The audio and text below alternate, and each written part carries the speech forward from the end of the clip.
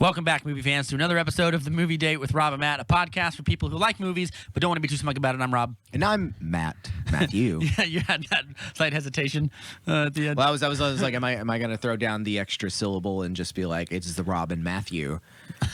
I don't know. That's got a ring to it. Yeah.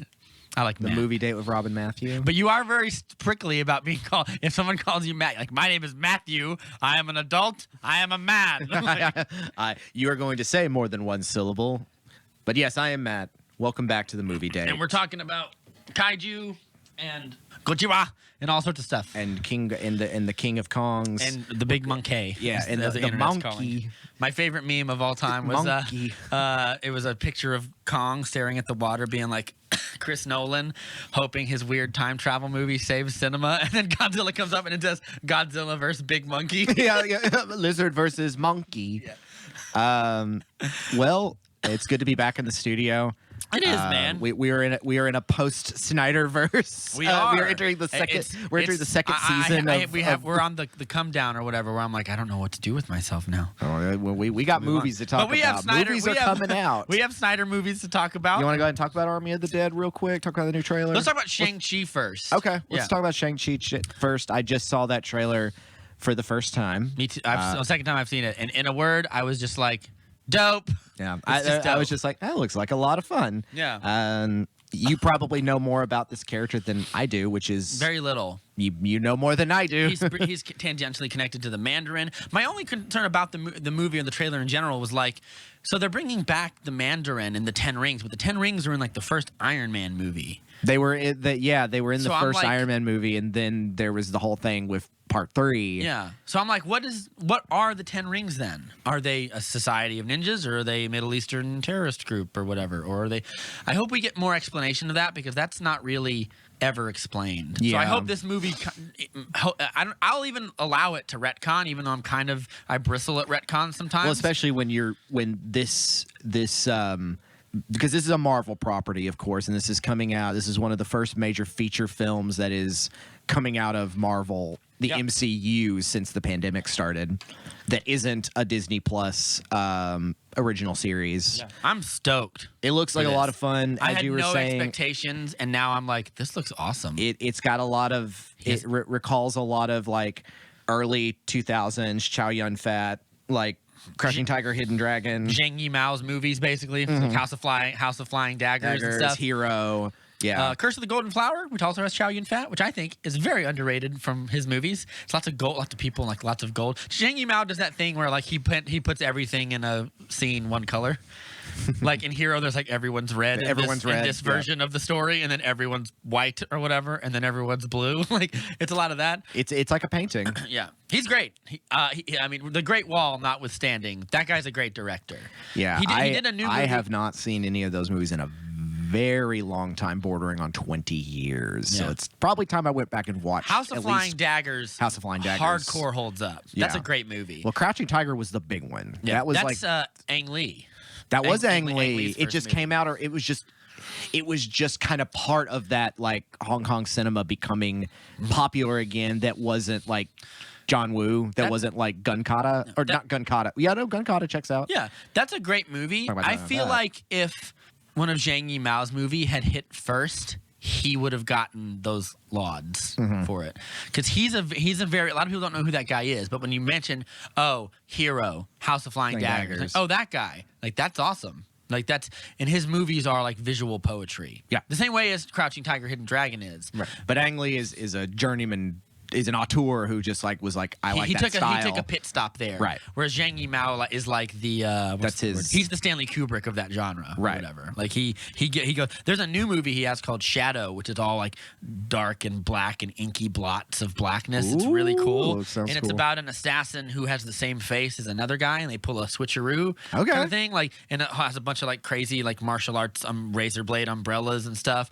It looks insane. I'm there for it. And that guy's an awesome director. And one of the things I was like, he kind of is the penultimate of like the wuxia genre, or as it's called. And there's a lot of that in this trailer. That's where I was getting at, because this guy isn't directing this one. This No, is I don't know who's directing this one. But I'll this check it. I should has- have learned it. This is very much drawn from that influence, especially with how the film is shot, the kind of vibes it's going at, and of course the martial arts. And the martial arts look like hot. They look great.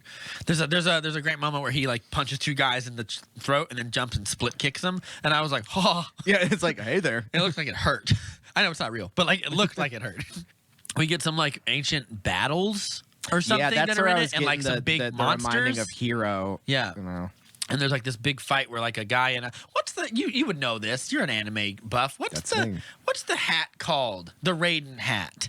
It's like a big curvy hat that goes down, or angled hat that covers. You could see it in every samurai movie ever. Yeah, you see it in your Rurouni Kenshin and your Samurai X and in Ninja Scroll. Yeah.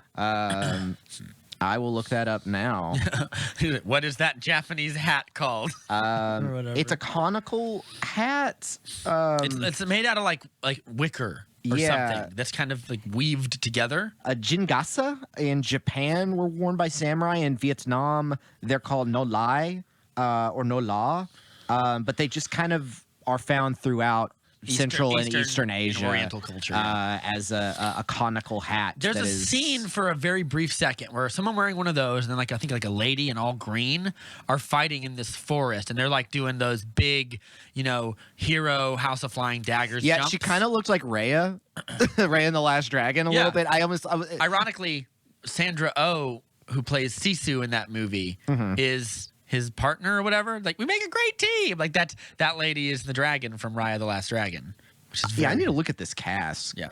I think Awkwafina is in it. Michelle Yeoh. Michelle Yeoh's in it. Yeah. Crouching Tiger, Hidden Dragon. Right there. Ronnie Ching. Tony Leung.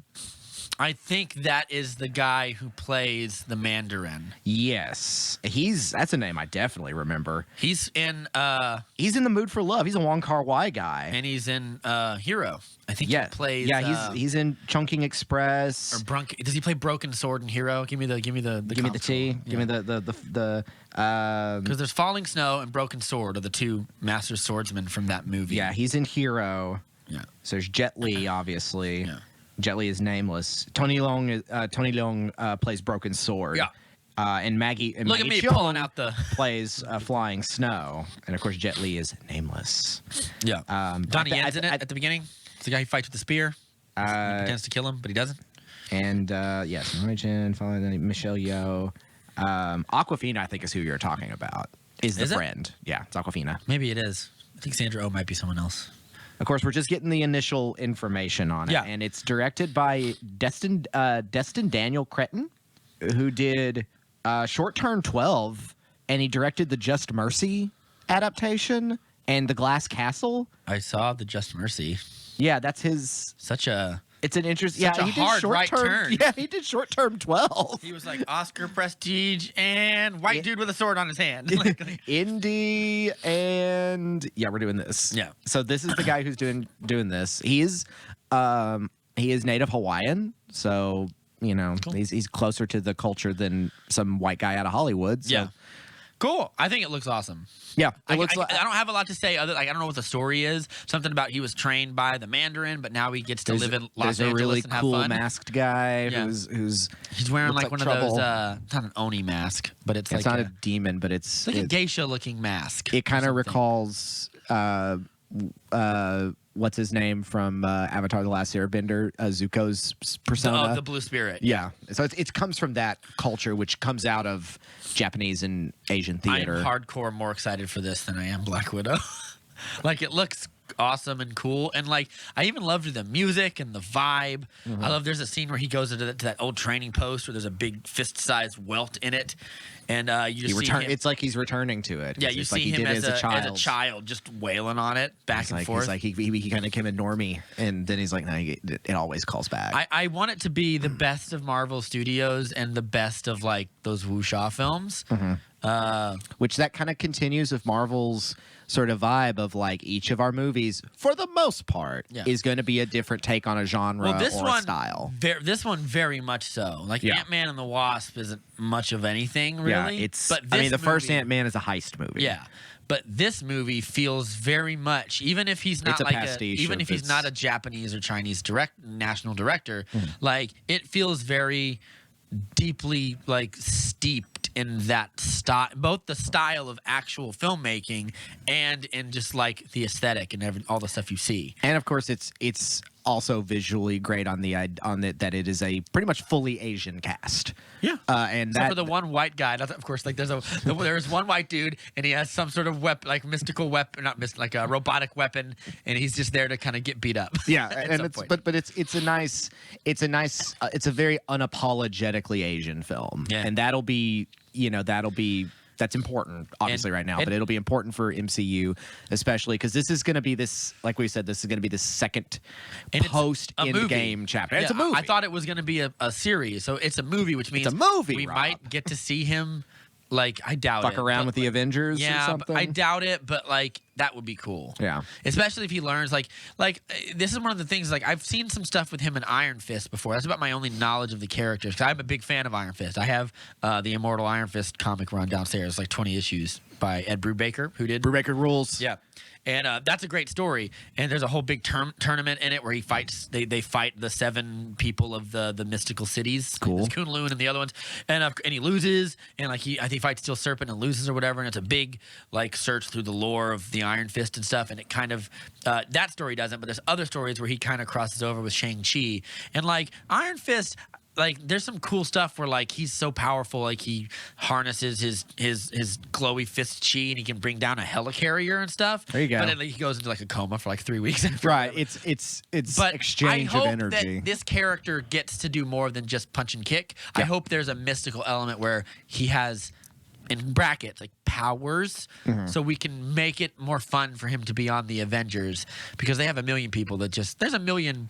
That's a lot of these movies, both DC and Marvel. A lot of their characters boil down to I fight real good. like Black Widow's that. The Taskmaster will probably be that. The Winter Soldier. Hawkeye's technically that, even though he's good Shoots at bow and arrow. But I mean, like that's not the hardest thing to do if you have the right tech. Yeah, he fights. He fights without a bow and arrow for most of Endgame. Yeah. or whatever. Like he uses a sword. Some or people whatever. just fight real good. Yeah, and like so, like it gets to be a while. That's the part. Like I remember laughing on like in Infinity War when Black Widow charges Thanos with tasers, and I'm like, oh, that's pathetic. Like it's like at least in Batman v Superman when they're fighting Doomsday, Batman is like looking over like a piece of rubble. Like Yeah, I really wish I could help right now. He's like, I got my armored suit destroyed pretty quickly Yeah, because thanks a lot, buddy. because it's like makes sense. So But- like I want this movie to do well. I want this movie to do well, and I want to see this character again.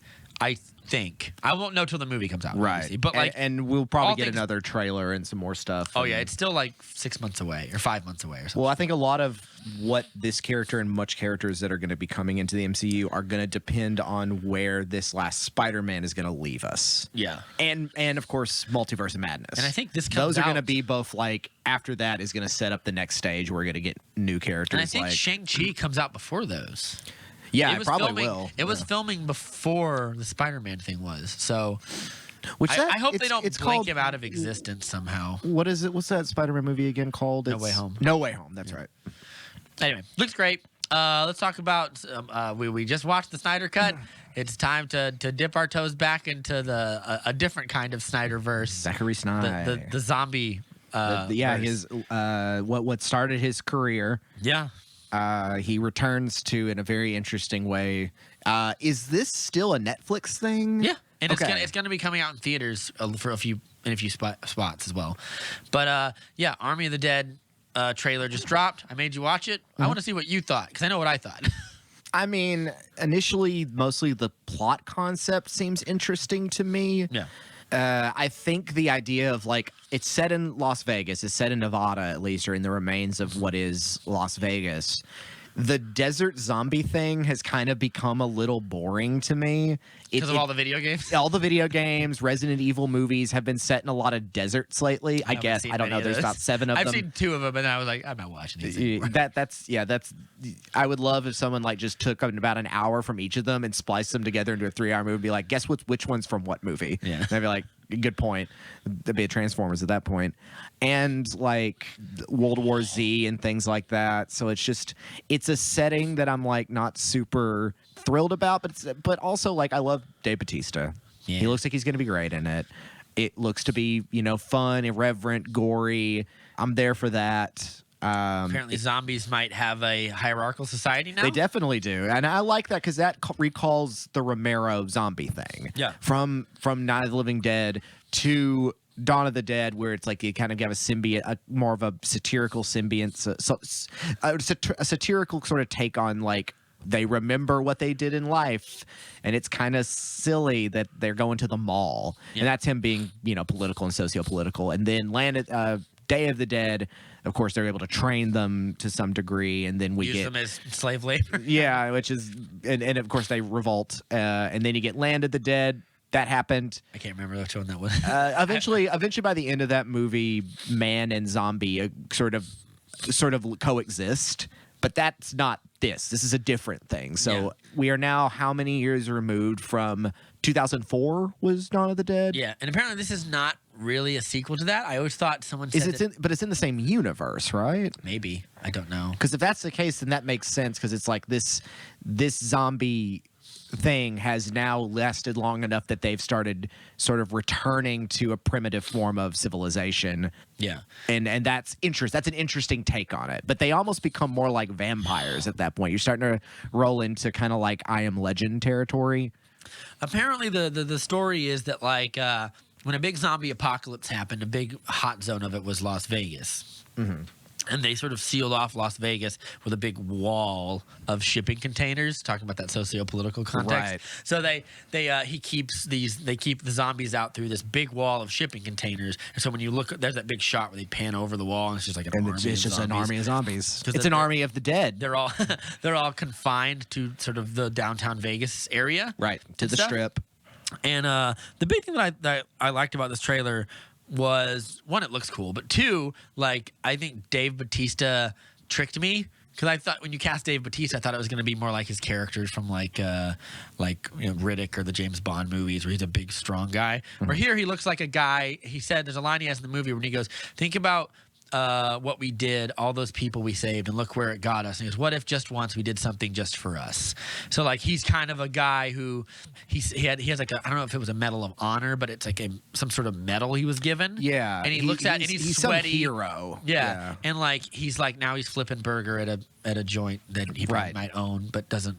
He's living a low-key life post whatever, and then the big government or whoever, the men in the suits come and say, "We need you for something." Yeah, and I found myself, that's it's a lot more meat to chew on for an actor than just like you're an action hero or whatever. Right. And I thought the crew was going to be a bunch of like. And I think a lot of the internet, maybe people who aren't that stoked for this movie, thought it was going to be a bunch of Zack Snyder edgelords, but they look kind of fun. Yeah, and like they all have quite a crew. Let me see who's in this crew. So there's Amari Hardwick is one of them. He plays the guy with the Omega symbol on his chest, which I saw, and I was like, Darkseid confirmed. Darkseid confirmed. This is in this universe. Superman's going to show up at the end. Yeah. That'd be. Oh my God, that'd be crazy. This is all set in the Nightmare universe. Don't get excited. Like this is set in the Nightmare universe of Justice League. Like, but anyway, what was I going to say? Pop into this, see this cast list. Yeah. Of course, you got Dave Bautista, Tig Notaro. Yeah, Tig Notaro replacing Chris D'Elia. Raul Castilla. Oh yeah, Garrett Dillahunt. Yep. Love that guy. Garrett Dillahunt. Theo Rossi. That's a comedian I like. You already mentioned Hiroyuki Sanada. Yeah, he plays the man who sends them on the mission, also known as Scorpion. He's also in a bunch of other stuff that I really like. He's in Endgame, but yeah, he's gonna be killed by Hawkeye. He's gonna be Scorpion in this next one. Oh yeah, he's in Westworld. That's right, he's a Westworld guy. Oh yeah. But yeah, Tig Notaro popping in. That's kind of the big thing that brought people in because they dropped. There's a German guy in there, Matthias something brother. Schweinhofer? Yeah, I'm gonna get that wrong. And he is also a direct because Netflix has already doubled down on this franchise. They're doing an anime style prequel, okay. no, an anime style spinoff, and then a live action prequel directed by that guy. Okay. Literally, like the movie, it's already shot and finished. They're just waiting to Yeah, bust it out. And Zach was one of the producers on it. In fact, during Justice Con recently, he said like he saw the movie and he was like, it's a great little, it's its own little thing about, because that guy plays a safe cracker. He's like the magician of getting into safes or whatever. So like, that's how that character ties in or whatever. But yeah, those zombies are those zombies are like ravenous. There's a part where Dave Bautista's trying to slash one, and they're quite wiry. It's almost like they've become aware that they're like, oh, my joints and things like that don't matter because I don't feel pain. So he's trying to slice this thing up. And speaking of martial arts, he's just like, whoop, whoop, whoop, can't catch me. They're much more self-aware than like the zombies in like Dawn of the Dead. Well, I which mean, are just these they're literally unstoppable- very different. They have a society, like you said. Like looking at it, looks like they have a royalty, like a king and queen. that's They're able to literally- communicate in some variety. So the king and queen are played. They're two stunt people that he uses in all of his movies. Rich Catrone plays the king or the alpha. I think his name is Zeus, and the lady is Athena. Is the character names or whatever. Right. And like Rich Catrone is like the Batman stunt double. Oh, He uses okay. in all of his movies. So that guy plays that zombie. You see him a couple times. He got like kind of long, dangly hair, and apparently they are the king and queen of this zombie. They're the alphas of somewhat, and everyone else kind of goes along with it. I'm really stoked for it. Yeah. Although I do get what you're saying about like the setting feels cliche, it's a little tired, but I feel setting, like but there is something. context could save that. Yeah, I feel like there is a good story to be told around that, and this doesn't strike me as an empty zombie movie. It looks like it's going to be a big like character exercise. Yeah. This is the thing that I'm really looking forward to. And apparently Dave Bautista has seen it so many times, and he goes, the ending of this movie, like like there's so much going on with it that I'm excited to see how people react to it. So when are we getting it? Oh, in May. It's coming out. All in, like, a right. month. Yeah. Fun. Yeah. All right. Well, Let's talk about our other movie. we'll talk more Army of the Dead. Looks good. I love the Kenny Rogers angle. It's pretty cool. It's Zack Snyder using iconic songs to make a tone, With his make a iconic tune, shots. which even people who are detractors of his can always say he's good at. Which I mean, he is. Yeah. The movie looks. It looks like it's gonna strike the right balance of like fun and serious and gory and what's the word? Irreverent. Yeah. In a way, like the part at the very end, we get a big zombie tiger, which Yeah. looks really cool. And I found there's a guy who says something like, "It's a damn zombie tiger." And he goes, "That's crossing the line." And I felt like it's a guy who's like, "I grew up in Vegas, and they've taken my beautiful Vegas tigers that I love, and they've That's not- bastardized them." That's not good. Yeah, but yeah, apparently the tiger is named Valentine. And it's modeled after a real tiger who was owned by Carol Baskin. Oh, they've cast that movie. Yeah, isn't it? It's SNL lady. No. Oh, well, Carol Baskin, yeah, Is it- but she's they've Carol cast they've cast the Tiger King himself. Is it Nick Cage? No, it is Matthew McConaughey? David Spade? One of those guys? It is he's a John Michael something. He was in Hedwig and the Angry Inch. He's kind of a cult actor. Okay. John Cameron Mitchell is going to be Joe Exotic. Okay. Yeah, John Doesn't ring Cameron. any bells, but He's a somebody. Everyone's a somebody, man. He's kind of comes out of the indie thing. He's the one that wrote and directed and put together the rock and roll musical, the irreverent rock and roll musical Hedwig and the Angry Inch, which is kind of a 90s cult or an early 2000s cult classic, kind of like it kind of has a Rocky Horror sort of vibe to it. It's very punk. Let's And- talk about Gundam, Matt. Well, let's talk about Dungeons and Dragons first. Oh, 'Cause yeah, I could talk. We'll talk Gundam at the end because that's going to be my sort of deal. Not the end of everything, but that's sort of. It is the end of all. It's the beginning and end of everything. It comes back to Gundam. Apparently, they've announced cast for the Dungeons and Dragons movie. Yes. And you brought up something that made me kind of worried because I say famously. By the way, we have 270 subscribers now. Thank you all. Keep sharing. Do you remember, Make sure you're 'cause you sharing remember, sincerely. Like 2 weeks ago, and I was like, we have like 200 subscribers, and it's already shot up by more. Yeah. Or whatever. I'm Keeps looking going. at those numbers, and I'm like, we must be getting around in those YouTube circles Matthew somehow. McConaughey, those are rookie numbered, brother. You got to get bump those numbers up. numbers And we're just, I mean, there's not much to talk about with the Dungeons and Dragons movie. But on one of our previous episodes, I asked you why can't they make a great Dungeons and Dragons movie? Why can't they do it all CGI? And then you basically took my toys away from me and told me no or whatever. You can't do that because there's no story to it. I mean, you've got all this lore and characters that have been created, like your Drizzt and Gareth Dragonsbane. Yeah, or all the ones from like Dragonlance and and Eberron and everything. So you've got, but that's the thing. These have all come up out of people having really great campaigns that they're like taking notes, and they become either campaigns, they become stories. Yeah, and the whole thing about Dungeons and Dragons is finding your own quest. Yeah, we talked about how Guardians of the Galaxy is, for all intents and purposes, just a Dungeons and Dragons movie. I love that people are leaning into that meme of just like they're all Dungeons and Dragons characters. But it is. But every character is a Dungeons and Dragons character. And an action movie. Like, John Wick is just like a merciless assassin. Rocket Raccoon would be, if it's an artificer. If it wasn't sci-fi, he would be like a gnome mage tinkerer. Yeah. Like thing. Drax would be a big barbarian. Quill would be a thief. Yeah, or a rogue. He'd be a rogue. Or a rogue of some sort. Or a bard. He's a bard. Kind of a bard. Yeah, he does sing a lot, doesn't he? Yeah, he's a bard. He does have his little musical numbers.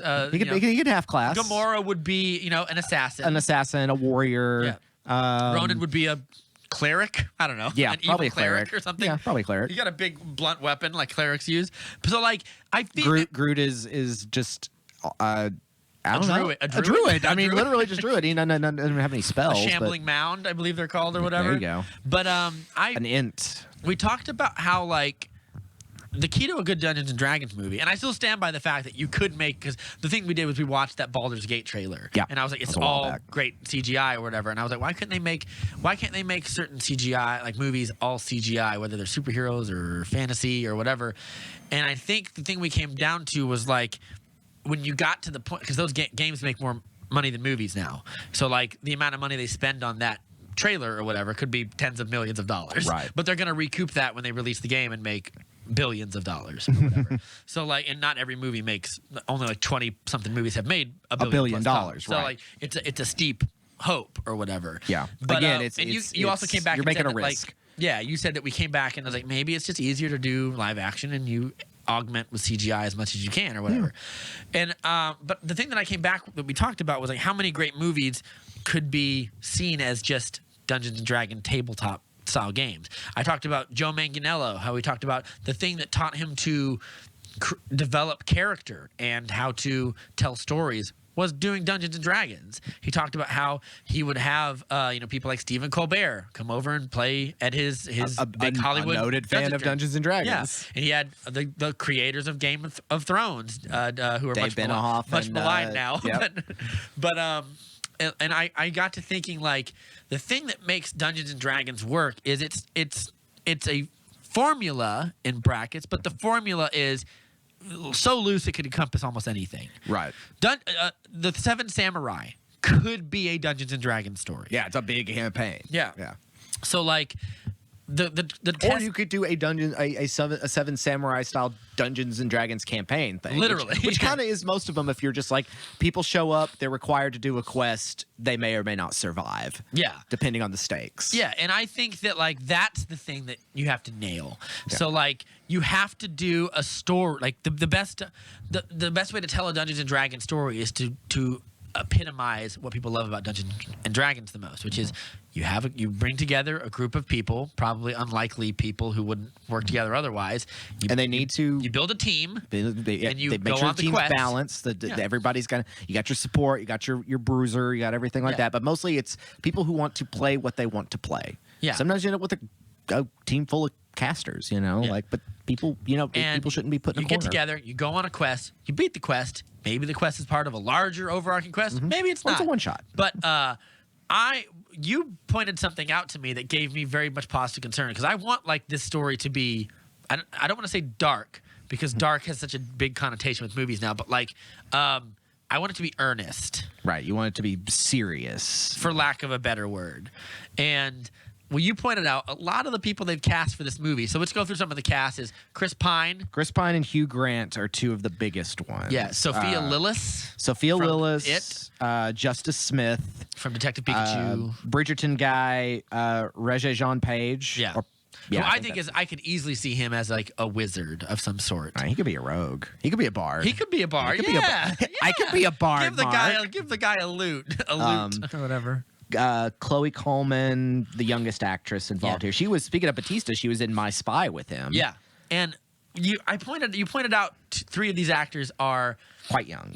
Yes, and I was like, Michelle Rodriguez is in it too. Yeah, as well. I don't see all of these characters, some of these characters at least, being able to live in a Lord of the Rings style world. And you said, I don't want the movie to, I want it to be earnest. And then you said, I don't want it to turn into Jumanji. Right. Something like that. And you know what I'm talking about. Yeah. You know, they're. And by the way, those Jumanji movies are fine. I've watched not both seen of them, any of those new ones. They're okay. They're only seen the probably first one. better. In a lot of ways, they might be better than the first one. Okay. And they're very fun. But I don't want it to be that kind of fun. And for the audience clarity, what I'm saying is I don't want it to be a story where it takes place in our world. And then they go a group into of a young phantom- losers get together and they decide to play Dungeons and Dragons for the first time, and magic ensues, and they end up playing their characters.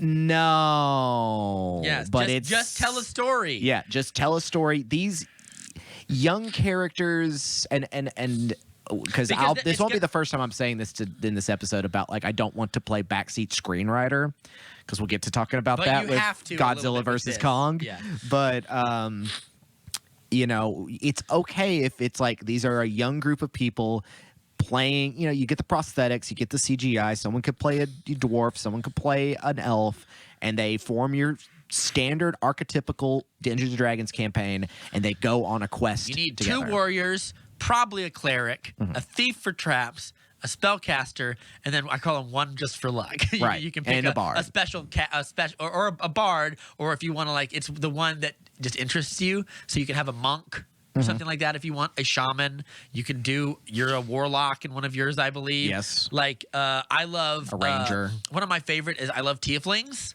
Tieflings are great.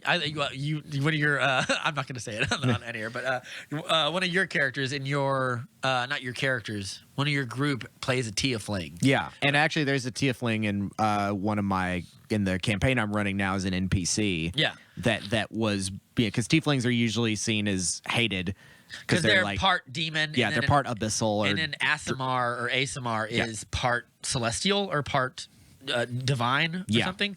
So the tieflings often become sort of roguish bards, Mm-hmm. and Asimars often become paladins or something. So like you can that sixth slot is like a wild card for me or whatever. Mm-hmm. It's the one that is like because it's the one that has to defy convention a little bit. But if you're making a movie for a mainstream audience, you got to have a bard in there, because that's kind of like one of the famous things about it's like you talk about Dungeons and Dragons. What are the famous things people know about them? there Wizards, are no bards in Lord of the Rings. right? There, I mean, It's yeah, exclusive to Dungeons and Dragons. right. There are no bards. I mean, what Tom Bombadil comes closest, but he's not a bard.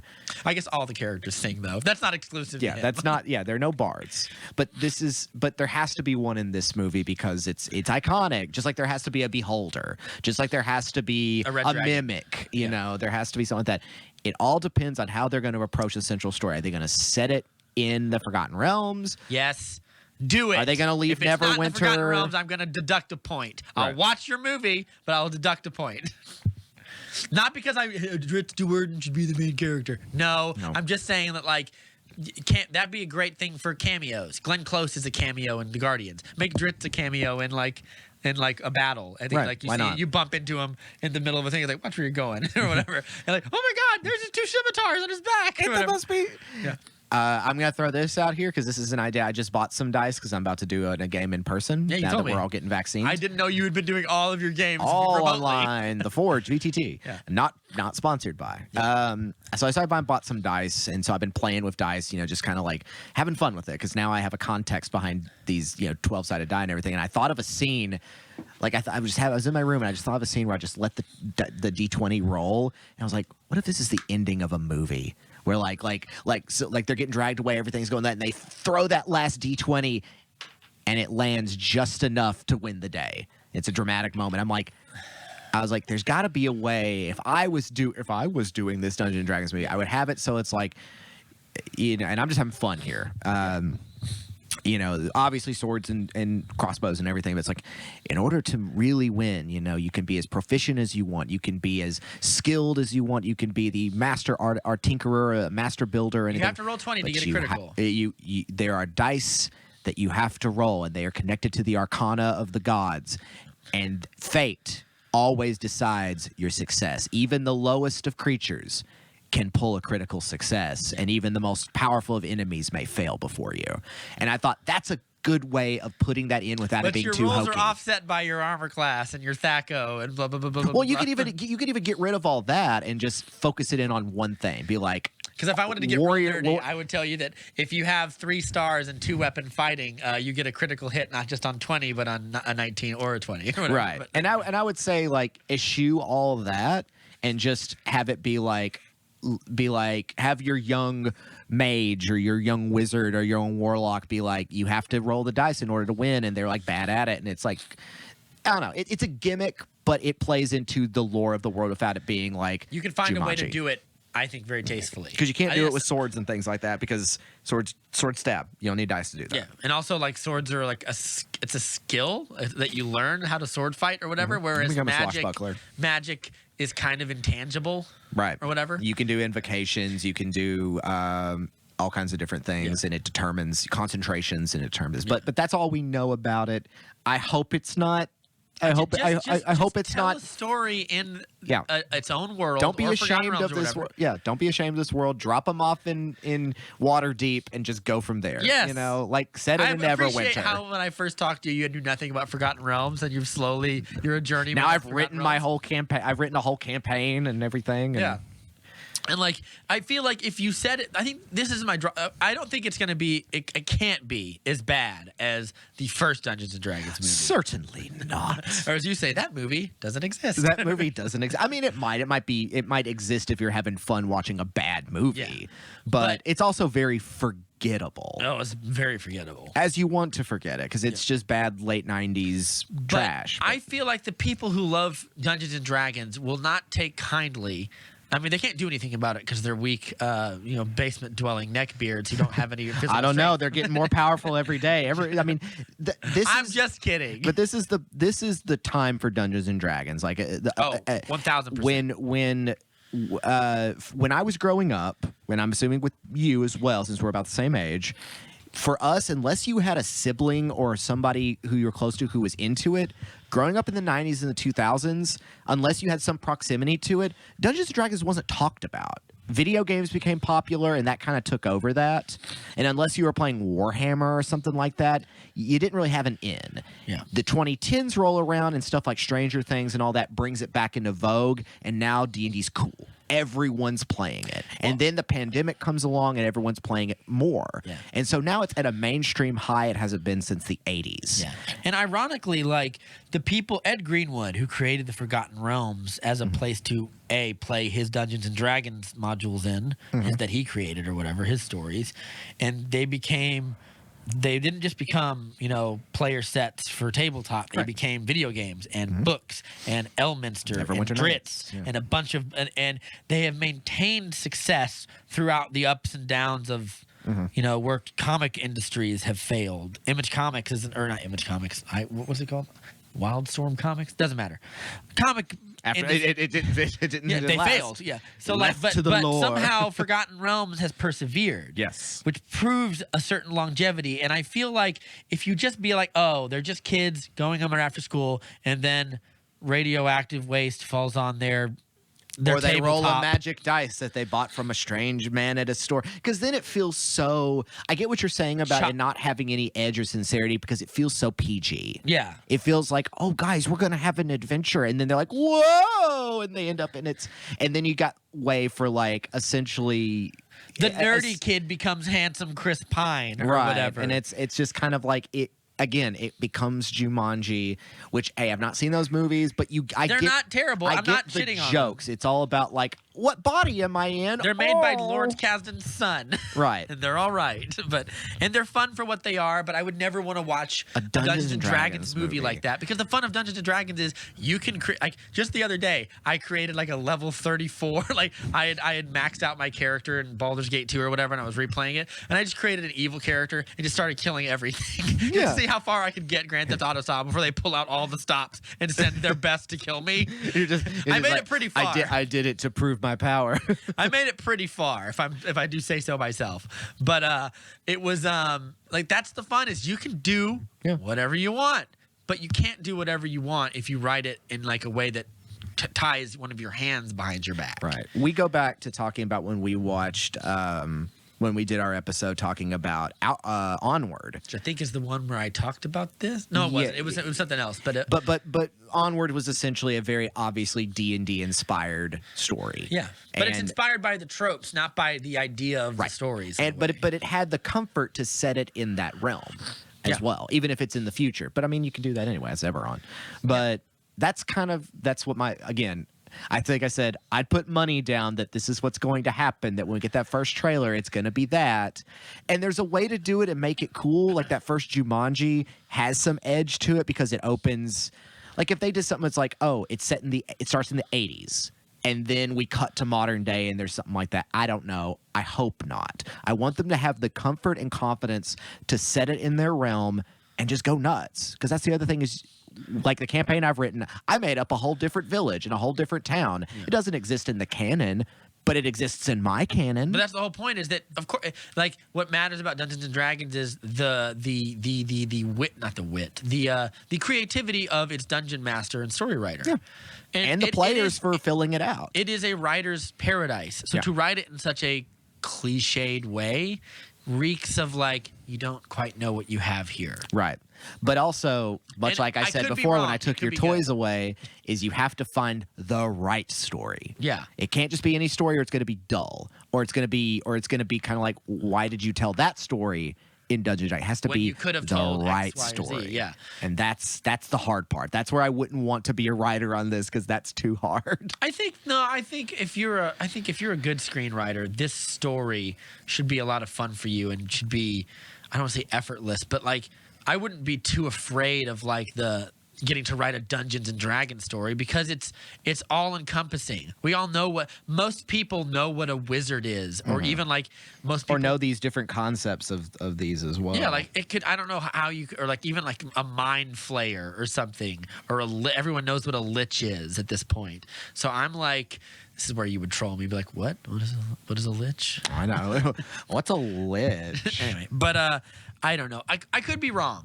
We could be pleasantly surprised, but we have 3 child-ish actors, and my money is on it's going to be like a Jumanji knockoff.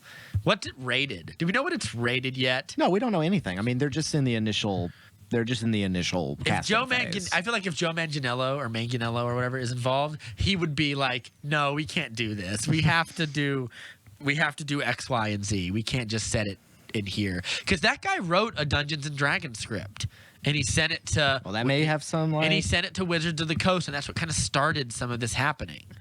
But we'll see. We'll see. I'm hopeful. Let's talk about Gundam. Let's talk about Gundam real quick, so we can get on to the other legendary property. It kind of ties in, because Gundam it's moving to Netflix, and I don't know if I said this to you when I posted. Or as Netflix accidentally put it, Gundam, or Gundam. And everyone was just like, no, because it's the Brian K. Vaughan. It's Brian K. Vaughan is still attached. That's the writer. So it's the same thing. He is, after all this time, he should have a screenplay written.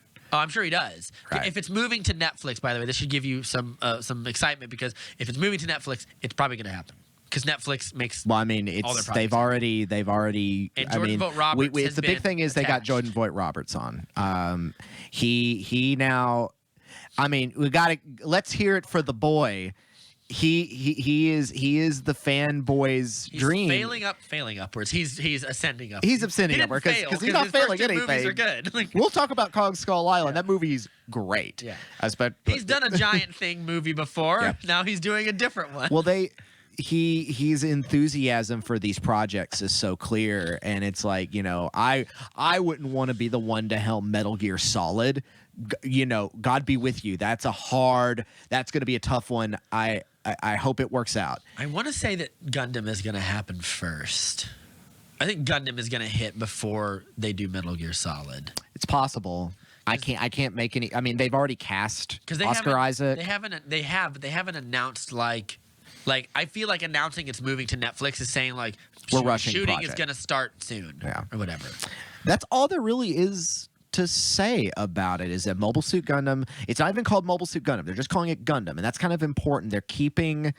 Because Mobile Suit Gundam implies this is the original Mobile Suit Gundam implies it's the Universal Century. It's the 42-year-old, I guess now, franchise with the original Granddaddy Gundam and all that, and we're going to go through that. We've talked about it before. That's really hard. Yeah.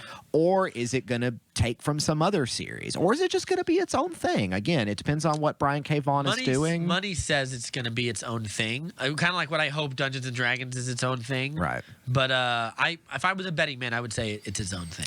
With Jordan Maybe with like a little nod of the hat every once in a while to a thing that the diehards might be really familiar with. With Jordan Vogt Roberts involved, I can tell he's a fan of OG Gundam, of First Gundam, of all that, and I wouldn't be surprised if he wants to tackle the Universal Century.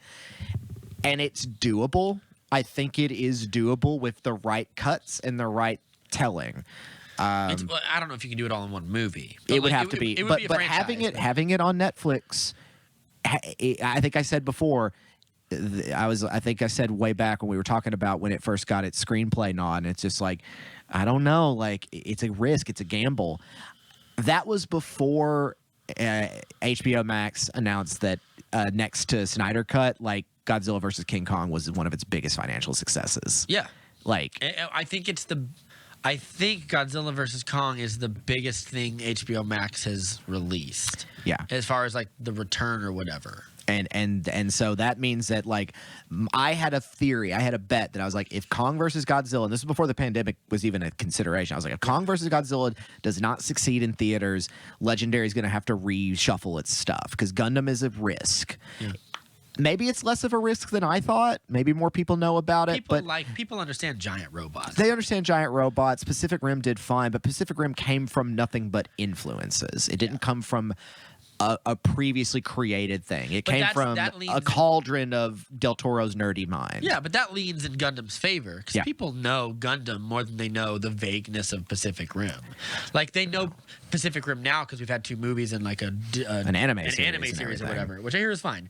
But like when you know people have had 40 years of seeing Gundams on the DVD shelf or Gunpla at their or have watched Gundam Wing on Cartoon Network and everything. So like I feel like it has deeper proliferation into the pop culture. And maybe it's just me not realizing like at the age I am that when I was a teenager, anime still wasn't cool. Like anime still wasn't cool, and now it's cool. Like you can be openly weeb, and that's not going to get you made fun of if you're 15 your golden now. Age? Yeah, I watch I work at a bookstore, and manga is the highest seller. Is it really? Oh yeah, manga pushes numbers, and it's just mainstream now. And maybe I'm a little bitter. I'm a little bit like when I was Shonen Jump, it was weird, and so maybe people will be more cool with this. I've seen the Gundam nerds be rolling their eyes and lamenting and everything. I'm going to keep optimistic because what do they want from it? It's more like what they don't want from it. What do they not want from it? A lot of things. Quickly, Matt, speak for all of the Gundam nerds. I can't do that. Do it. Because I'm sure there's someone out there who wants to see a Gundam Seed movie, and everyone's like, boo that man! Boo!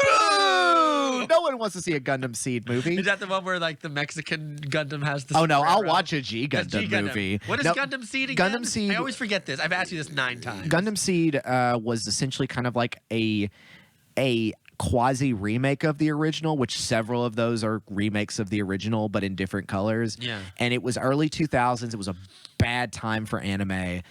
Character designs are really lame. They didn't know what they were doing. No, they knew what They were stuck in that dead zone between the 90s, which it was awesome, just cheap and stuff that happens. and melodramatic, and eventually, like, some people will say, "Oh, Seed's pretty good," but then it gets into Seed Destiny, and it gets really dumb. Yeah. That's all I'll say about it. I never watched it. I know about it. It gets a little dumb. It's People not want my that world. or don't want that. Well, it depends on what you grew up with. I grew up on Gundam Wing and eventually that, but I'm in my 30s. But you're lukewarm on Gundam Wing. I like it. Yeah. But I don't like it as much as when I was a kid because Yeah. I found First Gundam and I like that a lot I more. still say the hidden gem is 8th MS Team because it's such an interesting concept. And I would say from the Gundam thing, it's a little overrated. It might be, but like I think it's. Of course, more- I also like 0083, which a lot of people say is terrible, and I'm like, you can't look at that animation and say that's terrible. That OVA is gorgeous. Yeah. That is peak 90s. I think the only way you don't the only way you don't make everyone mad is if you have to do your own thing. There's also the Turn A option. Turn A Gundam was a series that came out in the late 90s. I've not seen it. It's quite long, but it is very well regarded in general. And what it does is it creates a universal focal point where all previous universes kind of come together in this almost like steampunk fantasy setting. It's like Gundam Miyazaki a little bit. And so you'll see mechs from the original series, but this is in a different universe, and it's very well regarded with everybody. And it's got a lot of You lost American. me at Steampunk Gundam. You'll have to look at some of the art design and everything because there's not a steampunk Gundam, but the setting is very turn of the century. How's that work though? How do they have giant robots and also flintlock pistols? They don't have flintlock pistols. It's the like the way they dress. Like people are wearing like overalls and like there's like Dutch style buildings and everything, but they're giant robots and battleships and things. Oh. It's an aesthetic choice. But that's all I know about that. Fair The enough. last thing I want to say about it is very excited because tangentially, I mean, not related to this, is coming out in May will be the release of Mobile Suit Gundam Hathaway, Yeah. the last of the Universal Century films. Yeah. It's written by the original show creator, Tomino Yoshiyuki.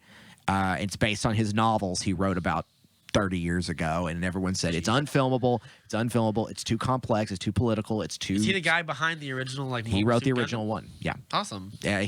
But God, all this time later, and he's making another one. That's crazy. Well, he's not doing this one. He wrote the novels that this Oh, was. they're making an adaptation. It was called Hathaway's Flash, and it takes place at the very end of his Universal Century, which is about 20 years after the first series in universe. So it's 20 years after the first series.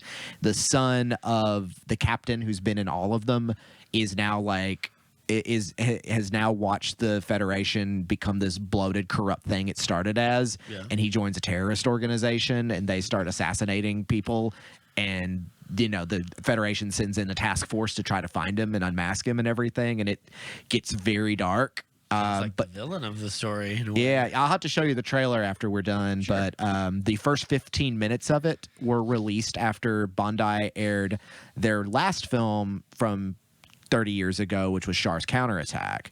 And this is a direct sequel to that. God, a 30-year sequel. 30-year sequel, direct Crazy. sequel to that. But the novels were side by side. Yeah. So they're doing Hathaway. It looks beautiful. It looks intense. Good reviews coming out so far. They released the first 15 minutes, but there's no English sub yet. Yeah. And no news of when it's going to be airing in the U.S. So Oh. I'm stoked for that. Yeah. They also released the first 7 minutes of Mortal Kombat. Yes, they did. I haven't was. watched it yet. It was pretty good.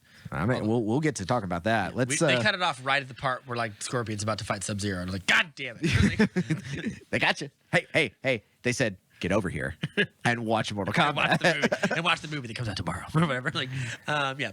Let's talk about the main event. We're here. The main event. Ding, Ding, ding, ding, ding, ding, ding, ding, ding. ding, ladies and gentlemen.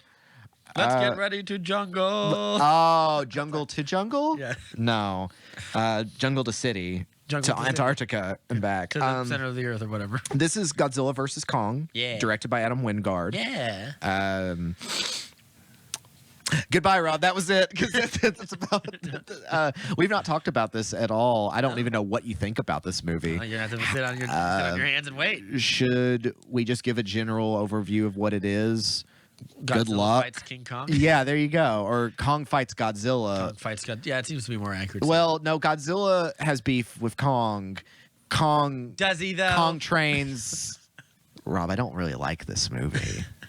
Godzilla's running around and he's blowing up stuff. So Godzilla For is no on. reason, ostensibly. Godzilla starts the movie on a rampage, and everyone's like, "But Godzilla's our friend. Why Is he? Has he ever really been your friend? Well, they more just like we choose to coexist, but he's never fucked with us after the whole King of the Monsters incident. Yeah. And Kong, this was like a little thing that passed. Apparently, Skull Island has like fallen victim to climate change and now is like an uninhabitable place. So they have him in a biosphere. I don't know. They said when the storm took over Skull. We're getting ahead of ourselves. Okay, yeah. Let's talk about the overall plot and our expectations. We'll go with the overall plot without giving too much away. I was, sort of middling excited for this movie. I've liked all of this series in one way or another. Same. I have my critiques of each one individually. Like I still like King of the Monsters is too much action and overkill. The first Godzilla is not enough action or overkill, but I still like both of those for different reasons. King of the Monsters, Skull Island. Skull Island, I think is a really great kind of. It works better by itself than as a part of a universe, but Yeah, it's a great nihilist film about like you go to a place that man isn't supposed to be. I wouldn't even say. Well, that's you know. They I are wouldn't- there, but right. they're not supposed to be there. Right. It's about nature's. Yeah. There's a line that John Goodman says where he was like, "This is a place where magic and myth live along. Not magic and man and myth grew up together, live along." And it's like, And not really. and I was, or I don't know if it was man and myth or it's like it's prehistoric. No, this is the line. He's like, it's like prehistoric or Hollow Earth come to the surface, whatever. And I was like, that's kind of how I look at it. Which Skull Island, that's where this Hollow Earth plot starts. Yeah. Because it's not in King of the Monsters, and it's not in the original Godzilla. No. We'll get to that. Which brings us to this movie. Yeah. I've always been excited because as a fan of, all sorts of, I think I'm largely a kaiju fan. I look favorably on big monster movies. I think a lot of people look at them and go, "Oh, they're really dumb and stupid." And I'm like, there's lots of movies out there that are dumb and stupid that also don't have a giant monster. I just remember we were supposed to do an episode on Shin Godzilla. We will. We will. We'll get to it in a second. I just remember it's like, oh right, Shin Godzilla. Let's talk about not dumb monster movies. But I think that they get a bad rap. A movie like even like a movie like Pacific Rim or any of that stuff. They get bad raps for being they're just mindless action movies. But there's a lot of movies. Or corny at worst, like But melodramatic and corny. I would sit through a melodramatic, corny monster movie before I sit through a melodramatic and boring drama. Yeah. Yeah, because at least one has something Has that giant monsters already in connects to it. But my expectations for the movie were relatively excited, and I liked the trailers. So my expectations going in for this were just sort of like, okay, we're here. We're finally to here, we I might guess. as well watch it. That kind of thing. Obviously, like my expectations got kind of lowered because it got pushed back because of the pandemic, and eventually they just had to be like, we got to put it out somewhere. Yeah. And so I was like, well, let's check it out, see what happens. By all accounts, a success and well received-ish for the most part. Okay, I know it's a success. It's a huge financial success. I mean, critics seem to like it. Interesting. Okay. Like, I mean, when I say critics, I say like the Rotten Tomato meter says most of the critics gave it a 6 out of 10 or above, which is Okay. what indicates. That's about right. Which is why I always say like the Rotten Tomato meter doesn't mean anything. Right, but if they're plucking from, the Herald and everything like that, like, Yeah. I think it's a movie that we needed right now. A mindless, a mindless movie about big creatures duking it out, destroying cities. The tagline on our thumbnail for this video is going to be Matt. Go to Matt McGuire. A movie nobody wants but everyone needs. It's a movie we need. It's a therapeutic sort of deal. Oh man. I'll give you my overall impressions. It's fine. And I'll give you mine. It's a nothing burger. Yeah. I love that phrase recently. It's a nothing burger. It's a nothing burger with 2 really spicy pickles in it that I really liked, and I liked the 3 times they show up, and then I'm just like, There's a hilarious Boy, commercial. howdy. There's a hilarious commercial made by Wendy's who are making fun of McDonald's. It's hilarious because like we're bringing back this certain chicken sandwich, and meanwhile McDonald's is going, let's put a bun inside the burger, bun, whatever. And I laugh so hard at that because it's just the sickest burn on They don't even try to like say it's McRonald's or something. It's Like, just it's McDonald's. You see the golden arch in the video. Just dunks on them golden arches. I love a salt. The guy whoever runs the Twitter account for Wendy's is a marketing genius or whatever. But yeah, this movie suffers from a couple of different things, and they don't suffer horribly. They just suffer tiny little jabs. They suffer mediocrely enough. Yeah, they suffer that these I'm jabs over and over again. bored. Until by the end of the 12 rounds, you're like, my ribs. That's the thing. Like the monster stuff is about the only thing I'm taking away from this that I enjoyed. The rest, I was so bored. And I'm like, hey, Godzilla versus Kong. What's your takeaway? Bored. What the fuck? It's Kong versus. But they want me to really care about this lore they've apparently been building up that they did not build up enough. I don't think they couldn't have built it up enough. Even if they had 9 movies of building it up, I wouldn't have cared. They had 4 movies to set some things up, and there's no reason why they couldn't. I guess I'll have to see what you mean because I'm so kind of like I think the big thing I was like, I don't mind that Godzilla versed Kong. I think there's a better way and a better story to get Kong to verse Godzilla, and it ain't this story. You're probably right. I agree. I was spending the whole time kind of like, where is this going? And I again, there's going to be moments in this later where I'm going to play backseat for screenwriter. You have to. I'm going to avoid it, but I'm just kind of like. I don't think you should avoid it because when you critique a movie, you are in a way saying your script should have done this instead of that or whatever. Well, but we'll talk about. Let's go ahead and just kind of break down the plot pretty as simply as possible. I mean, the plot is Godzilla has been making these sort of strategic attacks. We don't know why he's doing it, and people are like, well, the only way to stop him is to get another Titan to stop him. Yeah. And they've been keeping Kong in what is a biosphere of Skull Island, but they never establish why. I think it's on Skull Island. No, it's in like a city because you see the outside of it, I think. And it looks like it's like a fake. I don't recall. I don't remember. It saw could be it last night, and I couldn't could still be recall. Skull Island. It's also irrelevant. Right. It's also doesn't irrelevant. He discovers that it's a phony, and Rebecca Hall, who's returning. No, this is her first movie. Okay. She looks Why not? She looks like young Jane Goodall, ironically. I think that's kind of the point. Yeah. Was I think I saw that she was kind of playing because But they've been there's keeping- 2 human groups. One is sort of like Team Zilla. One's Team Kong. Yeah, Monarch and then whatever Apex. the people who are doing. Well, no, Kongs. Apex are the other guys. Oh, okay. Apex are our team. Guess what? And we'll get to team. Guess what? And she is, by the way, that guess what is the worst kept secret in that movie. But It is also one of the best parts of this movie. In my opinion. They're keeping Kong isolated because they know Godzilla will come for him.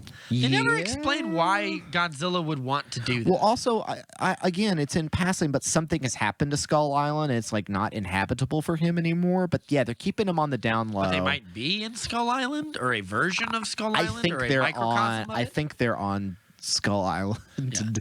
Again, there's Again, a better. It doesn't doesn't matter. matter. It doesn't matter. But he knows he's being rused. He's being Truman showed. Yeah. Yeah. He throws a stick at it and it breaks one of the And panels. there's a little girl It's who. a stick. He throws a whole tree. Yeah, well, he takes that stick, it turns into a spear, and is like, "Yep." Yeah. There's a little girl who is deaf, and she speaks. She communicates through ASL, Yeah. and that's been set up early. And she and Rebecca Hall, kind of like do that back and forth, and you can kind of tell, like, oh, okay, Yeah. she has this friendly relationship with Kong, the Yeah. smallest of This creatures. is not a spoiler. It's in the trailers. Right, the smallest of creatures has connections with this powerful Titan, this king of And apparently we this have- other king of monsters. The plot of the movie is like we have to get Kong to go to Hollow Earth, the center of the Earth. Yeah, Apex, this organization. Because there's energy down there that they could use to blah blah blah. I don't care. Yeah, I got halfway into it and I was sitting there like, wait a minute, why are we going to Hollow Earth again? Because they have to steal energy. Well, that's The energy signature. That's We'll get to it in spoilers. I know what right. it is. It doesn't make sense, and it's Right. entirely But Alexander- overly written and overly thought out. Alexander Skarsgård shows up, and he's our protagonist. Is he? He's a protagonist. He's here. Yeah. He's looking bewildered through the whole Name movie. 3 things you remember about his character. He's looking bewildered about everything. No, name 3 actual things. In like the the plot of the his story. brother had died That's previously one. trying to get to Hollow Earth. Uh-huh. He's a scientist of some kind. Yeah, but they're all that doesn't. They're count. all scientists of some kind. They're soldier scientists. Yeah. At one point, they do get to wear tactical suits, and I'm like, where those comes from? Okay. Name 2 more. I want 2 more to see if you can name. 2 What, you want to more. be here for 30 minutes? I Yes. don't know. He's a very thin character. It's not his fault. The movie should know better than to make us Yeah. care about some of these people. Also, there's too many characters. There's too many characters, and you also have characters from the other movies. We have 2 human that we could bad just guys. bring You could back. just write one of them out. Yeah. Anyway, Was Aaron what's his name? Aaron Taylor Johnson. Aaron Taylor Johnson just not in these anymore? Did No, he just was like only in the first one. did he could he not have come back for this? What would he do? I mean, just at least connect these movies together. Yeah, that's a good point. Like They don't connect any of these movies except for Kyle Chandler and Millie Bobby Brown. Yeah. I think that's her name. yeah, Millie Bobby Brown, That's Kyle it. Chandler. So there's one thing I do like. Kid from and Deadpool's in it. Yeah. Deadpool 2 or whatever. The kid from Hunt for the Wildebeest. The Hunt for the Wilder Wilder People. The Hunt for the Wilder People. Another plucky New Zealander kid Yeah. that Taika Waititi enjoys working with. Yeah. Because at first I thought, I was like, is he the guy from Jojo Rabbit? Is he the kid from Jojo? And it's like, no, it's not that guy. You could have written him out of the movie. Yeah, he's there for nerd comedy. He's there to be befuddled and to be like, concerned all the time. And to be a foil against a character I liked because it's played by an actor I really like, which is Brian Tyree Henry's character. yeah, I think it's Brian. he's the Alex Jones type. Yeah, so I really like Brian Tyree Henry. Have you seen Atlanta or watched any of Atlanta? Not yet. I hear he's good. It's one of my favorite. It's one of my favorite shows in recent years, Yeah. and it's not just because people love my Atlanta. boy Lakeith's in it. Yeah. But Black Michael Cera. he's go. I'm not saying he's not good. I'm saying he's Black Michael Cera. Michael Cera is also good. You need to go see. You need to watch Judas and the Black Messiah. I've been meaning to. Yeah, I hear it's he's quite good. pulling some Al Pacino shit in that movie. That movie's good. I hear he's good. I didn't care about him in this movie. Wait, no, I'm talking about Lakeith Stanfield. Oh, never mind. Yeah. Okay. Lakeith Stanfield's in Judas and the Black Messiah. Anyway, they're both in Atlanta. Yeah. And even with Donald Glover and Lakeith Stanfield, 2 actors, performers I really enjoy, he stands out in the hugest way. He's very talented. And he's fun in this movie. It's okay. But he is just another stereotype of like of the you can't trust the system, and you got to get in. So he's the comedy foil. Yeah. And do we need a comedy foil in these movies? By the end of this, I'm gonna compare this a lot to Kong Skull Island. In terms of how to execute a movie like this. Yeah. So Millie Bobby Brown is hanging out. She's in Pensacola with her She's dad. been indoctrinated by this conspiracy theorist. Right. She's been because she was in King of the Monsters. King of the Monsters. Kill the Monsters. She was in King of the Monsters and now is like they're supposed to be in Florida, but it feels like Hawaii at times. Yeah. I lost track of that, but they're supposed to be in Pensacola. Yeah. There are Apex bases everywhere. Godzilla attacks an Apex base. Yeah, Is how it kind of ties all this together. Damian Bachir, who's awesome, but is kind of boring in this, shows up, and he's kind of like the boss of Apex, and he's of course a dashing billionaire. Is and he? Everything. Keep going. Well, he's as much as they gave Damian Bachir. I enough to don't work like with. a lot of the characters in this movie. Well, what's there to like? That's my point. And I would have let it go if there weren't so many of them. I would have let it go. There's the Japanese bad guy. There's the other bad guy. There's the other bad guy's daughter. There's too many people. So that is one thing that it didn't make any sense to me. Is the Japanese guy is supposed to be, if I'm not wrong, is supposed to be Ken Watanabe's son. That is not set up at all in that movie. It is not, but he's supposed to be Ken Watanabe's son. Why? Ken Watanabe liked Godzilla. Yeah, and it feels like there's some because it's Dr. Shirazawa's son. And I didn't know any of that. it feels like a lot was cut from this movie. Well, Lance Reddick is a glorified cameo. Yeah, and I was like, and oh, he had hi, like Lance 15 minutes worth more of footage apparently. See, this feels like a chop job because there's so much that's dropped. It doesn't feel like a chop job as it feels like a bad edit. I know that Yeah. kind of sounds like the same thing, but they spend a lot of time in other areas, and I'm like, you should have spent a lot of time in these areas. Because And- also, like, the reveal about one villain being the relative of another villain is kind of like a whatever. Yeah, but- I thought for a second you forgot about it, and I'm like, that's cool if you did. no, like, you talking about him being his son or whatever? No, what's her name is his daughter, is Demian Bichir's daughter. But we already know that. I forgot. At the beginning, she's like, "Oh," they imply it in some sort of way. They get to pretty obvious or whatever. Oh. Because she said like, "Oh, we created this special machine flying things that will help get us to withstand the Right. gravity 'Cause of that's- hollow whatever." Yeah, 'cause and Alexander she comes and she Skarsgård- talks about how great the machines are Right. to Alexander Skarsgård. She's obviously working for this person. Oh, you mean the Banshees from Halo? Yeah, or whatever. Because that's what they thought about. Alexander Skarsgård's brother, in a cold open that should have been in this movie, dies trying to get down to the Hollow Earth and gets Because the gravity crushed. rips The gravity him apart rips- or whatever. but Because the gravity instantly reverses. yeah, it ends up doing like Delta Q, and you end up getting sucked through a hole. I'm going to give this movie a big pass on the science of it all. Oh, I don't. Yeah, I don't care. I don't care about any of that. Like that's not. Of the course, point. it's ridiculous. It's- what did I want from it? It's Like, how it's displayed in what context. I'm not gonna sit there and be And by like, the well, way, actually, I don't need care. to. I also feel like I should get to a bigger point of this movie. Like one of my bigger problems is, Well, we'll get to it. yeah, I mean, like I think I've said I could go on the how like thin the characters are for a while. There's a lot of stuff I want to get to, just in spoilers. I feel like this movie suffers from. We'll talk for a few more let's minutes. go ahead and we'll finish get- up with yeah. the plot because we haven't even talked about like so they get Kong, and they're like Kong's going to be our guy to get into. What are we doing? Just do you just want to do spoilers now? Then I mean, what? I mean, I guess there's really not much to talk it's about. hard to critique it without at getting this into at the spoilers. point at the point you're just looking at the trailer and just being like, Yeah. that's all you get. Yeah. Godzilla is run amok. People don't know why. Kong is restless and they're trying to get him to the Hollow Earth. Then they we will haven't spoiled meet. any reveals. Right. I feel like it's worth saying a lot of the action is good. But a lot of the It's- action it's is- stunning visually. Like, hey, you ain't gonna hear me complain about it. I'll complain about it a little bit. There are there are at least 3 scenes where it's like, I'm not gonna give you this much of a pass, Wingard.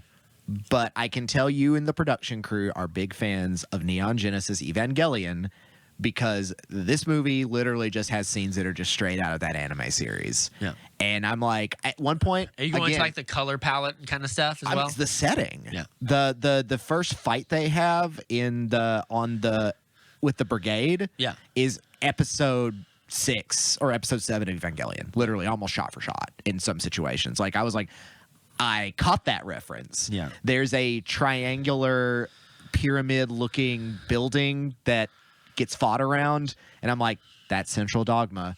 That is Wingard trying to get this Ava movie. I don't know any of these. Yeah, I've loved that series since I was 15. So I've been like, so it was kind of validating to see it in like live, and I'm like, I felt that most of the action was solid, but when we get towards the end, it gets kind of weightless. I will agree with one. I won't say weightless. I'll say stakeless, as in I don't Well, care they start about to the move in a way that I'm outcomes. like, that feels too fast for something that's this big. Well, when the third party comes in, it makes sense to me. However, let's all right. Spoilers from this point on. There's nothing we can talk about without getting further. Yeah. They use the Banshees from Halo to. Well, let's rewind a little bit and talk about some things that I like here. Okay. I think the big problem this movie suffers from, maybe bigger than anything else, is Is it bigger than King Kong and Godzilla? Yes, it is. It's the problem of Godzilla is boring. He's barely in it. He does so little. He has so, and this is why, like, spoiler alert, Godzilla wins Yes. the fight. It's a cheap win, but he gets a TKO. But I think that's dumb Kong should have won. Because Kong is someone I care about who has characterization, and he has an arc kind of in this movie.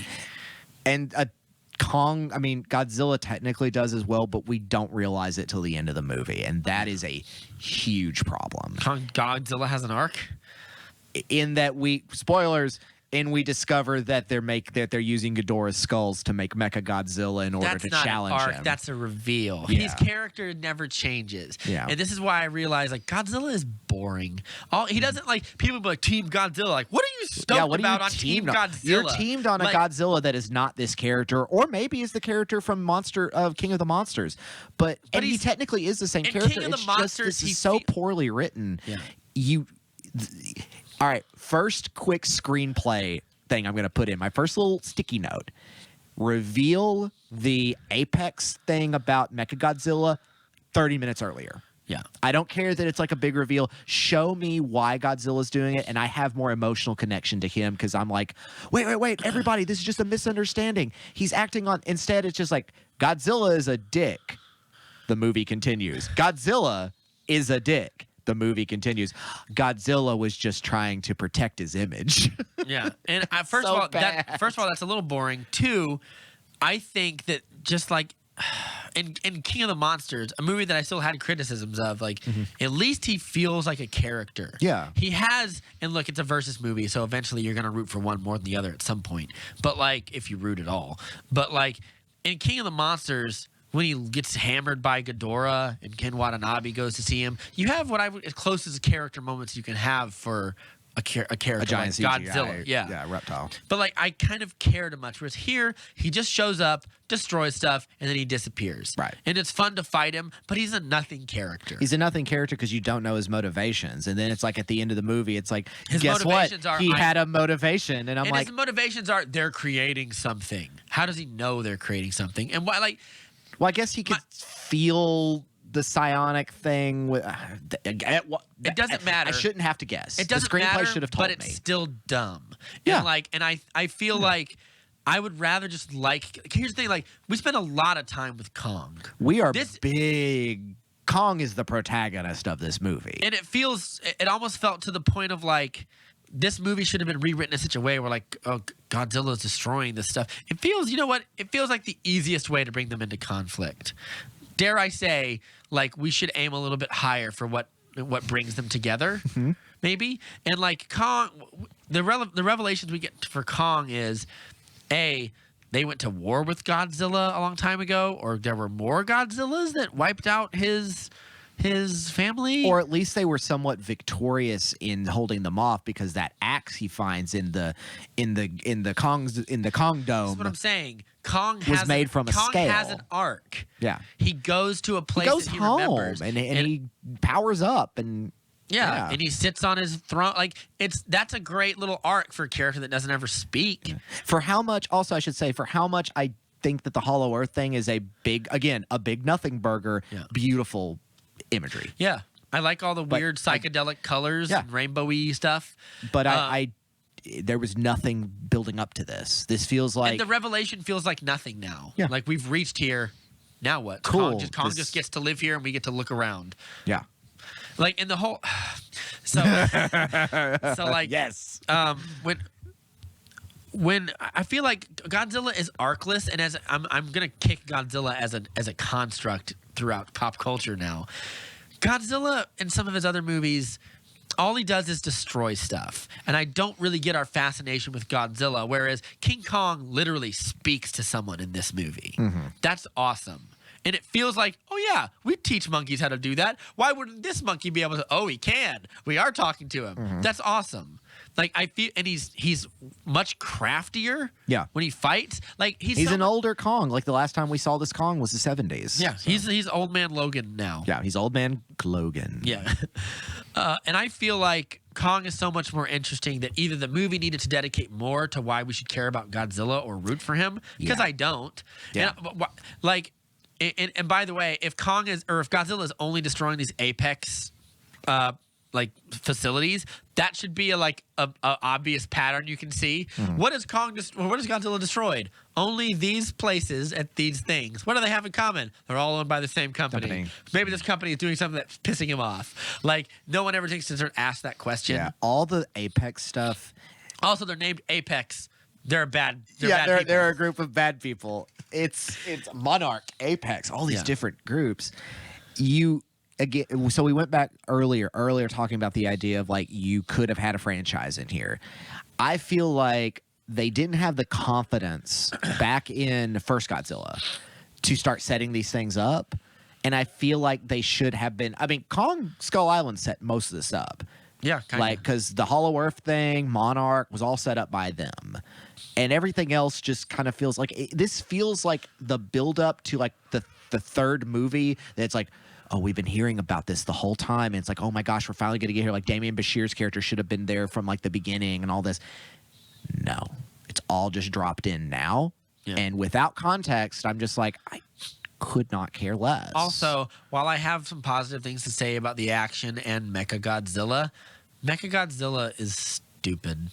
It's a stupid idea. I don't understand why this would be.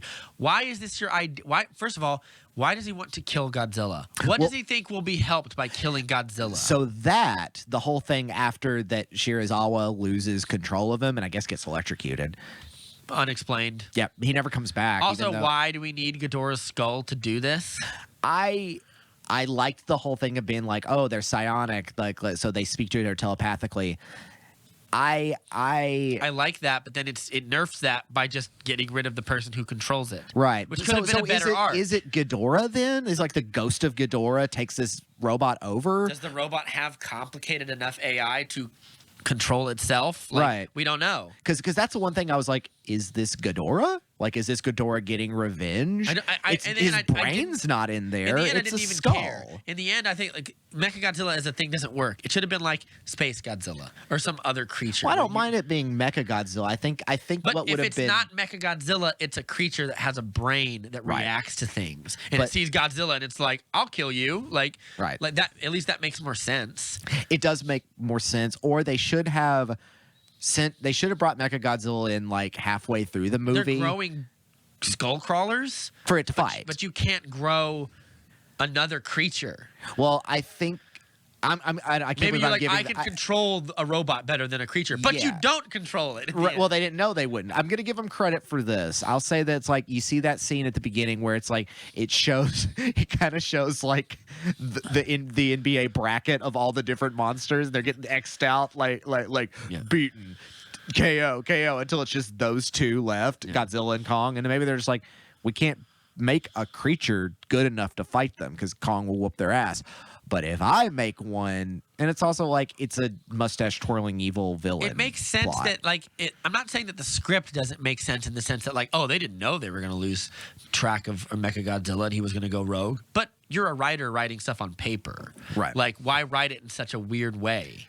Like, unless you were rushed or you just thought there's nothing. Because when you get rid of what's Ken Watanabe's son's name? I don't want to just calling him the Japanese guy. Yeah, no, Shirazawa. It's Shun Ogori, who's a pretty long-running actor. When you get rid of Ogori's character by he gets electrocuted just out of nowhere, I'm like, now there is no arc. Yeah, you because he should have. Does he have a vendetta? Why does he? I don't know what his vendetta against Godzilla is. No, but you could be like, oh, Godzilla killed my father. Anybody. Yeah, he's just Demian Bashir's right-hand man, his science guy. Demian Bashir shouldn't be in the movie. It should just be his character. Yeah. He should be the whole bad guy because it will give a bad guy at least more screen time for us to kind of breathe with him. And two, keep him around during that fight so that it's a fight between him and Godzilla because he thinks Godzilla killed his dad or whatever. Right. That could be There's some stakes. More compelling. That's a big thing about this. This movie has no stakes. Yeah. I don't care what happens at the end of this movie. I don't know what's going to happen at the end of this movie. There's no... Because I don't know enough. I care less about the stakes because I think if I cared more about the characters, I would care more about the stakes. Well, think about something like Kong Skull Island. I actually care about what happens to Because of Godzilla. the characters, though. And it's also because the creatures, Ghidorah, Rodan. Well, I thought you said Kong Skull Island. No, I'm talking about King of the Monsters. Oh, even. yeah. With King of the Monsters, I care more about the stakes because I know what's going on, because I'm like, oh, I know Ghidorah and Rodan are bad dudes, and I know that they plan to destroy this world. And because of that, you root for Godzilla more. Yeah, but and I here root for don't. Godzilla Not more. only do I not root for him, I almost don't even care that he's in the movie. You could write him out of the movie, Write him out of the and movie. just let it be Kong versus Mechagodzilla, and that would kind of still be better. because I'm not having Millie Bobby Brown run around saying, no, Godzilla's a good guy, ain't winning me over. When And it just felt like a need Especially to write more because- human characters. When I'm like, Yeah. you know what I'd rather do? I'd love a scene where Kong just sits around on Skull Island, and maybe I think they kind of mimic this in Peter Jackson's and in in Kong Skull Island, where he goes, oh, he's the last of his kind. Yeah. He's king. John C. Reilly says he's king around here. and he keeps the other ones in line. I love if, like, during that little biosphere, he goes to his home and you see the bones of his family or something. well, we and you did see feel like the he's- bones of his family in Skull was Island. it the last one? Yeah. We'll do it again. Yeah, do it again. Why not? like, show us that he's old and he's alone, Yeah. and his relationship with this girl is something that he values. And when he goes home, even the part at the end when he gives her that little thing where he's like, "I'm home," I was like, "Yeah, I care about Kong. Fuck all these other people." And I was like, I don't care about fucking Damian Bashir. Or No. his I don't care about Alexander his Skarsgård. snooty daughter. And like, maybe if we had more screen time to give around by getting rid of one or two of these other characters, I would care more about them individually. Also, another thing that's different from Skull Island is like this movie is also really bloodless and really like It's very nihilist. yeah, it's like with Skull Island, like Mechagodzilla cuts one of those things in half with his laser vision. Yeah. Or whatever. That's kind of cool. Well, when I say but- bloodless, I mean like after watching Skull Island, you watch these guys get wiped out in No. really creative, I know like exactly what you mean. carnage ways. You're like, that's fun. Yeah. They're getting away with as much as they can with a PG-13 rating. Yeah. Like, It's because they're fighting a robot, man. that's because they're fighting a robot.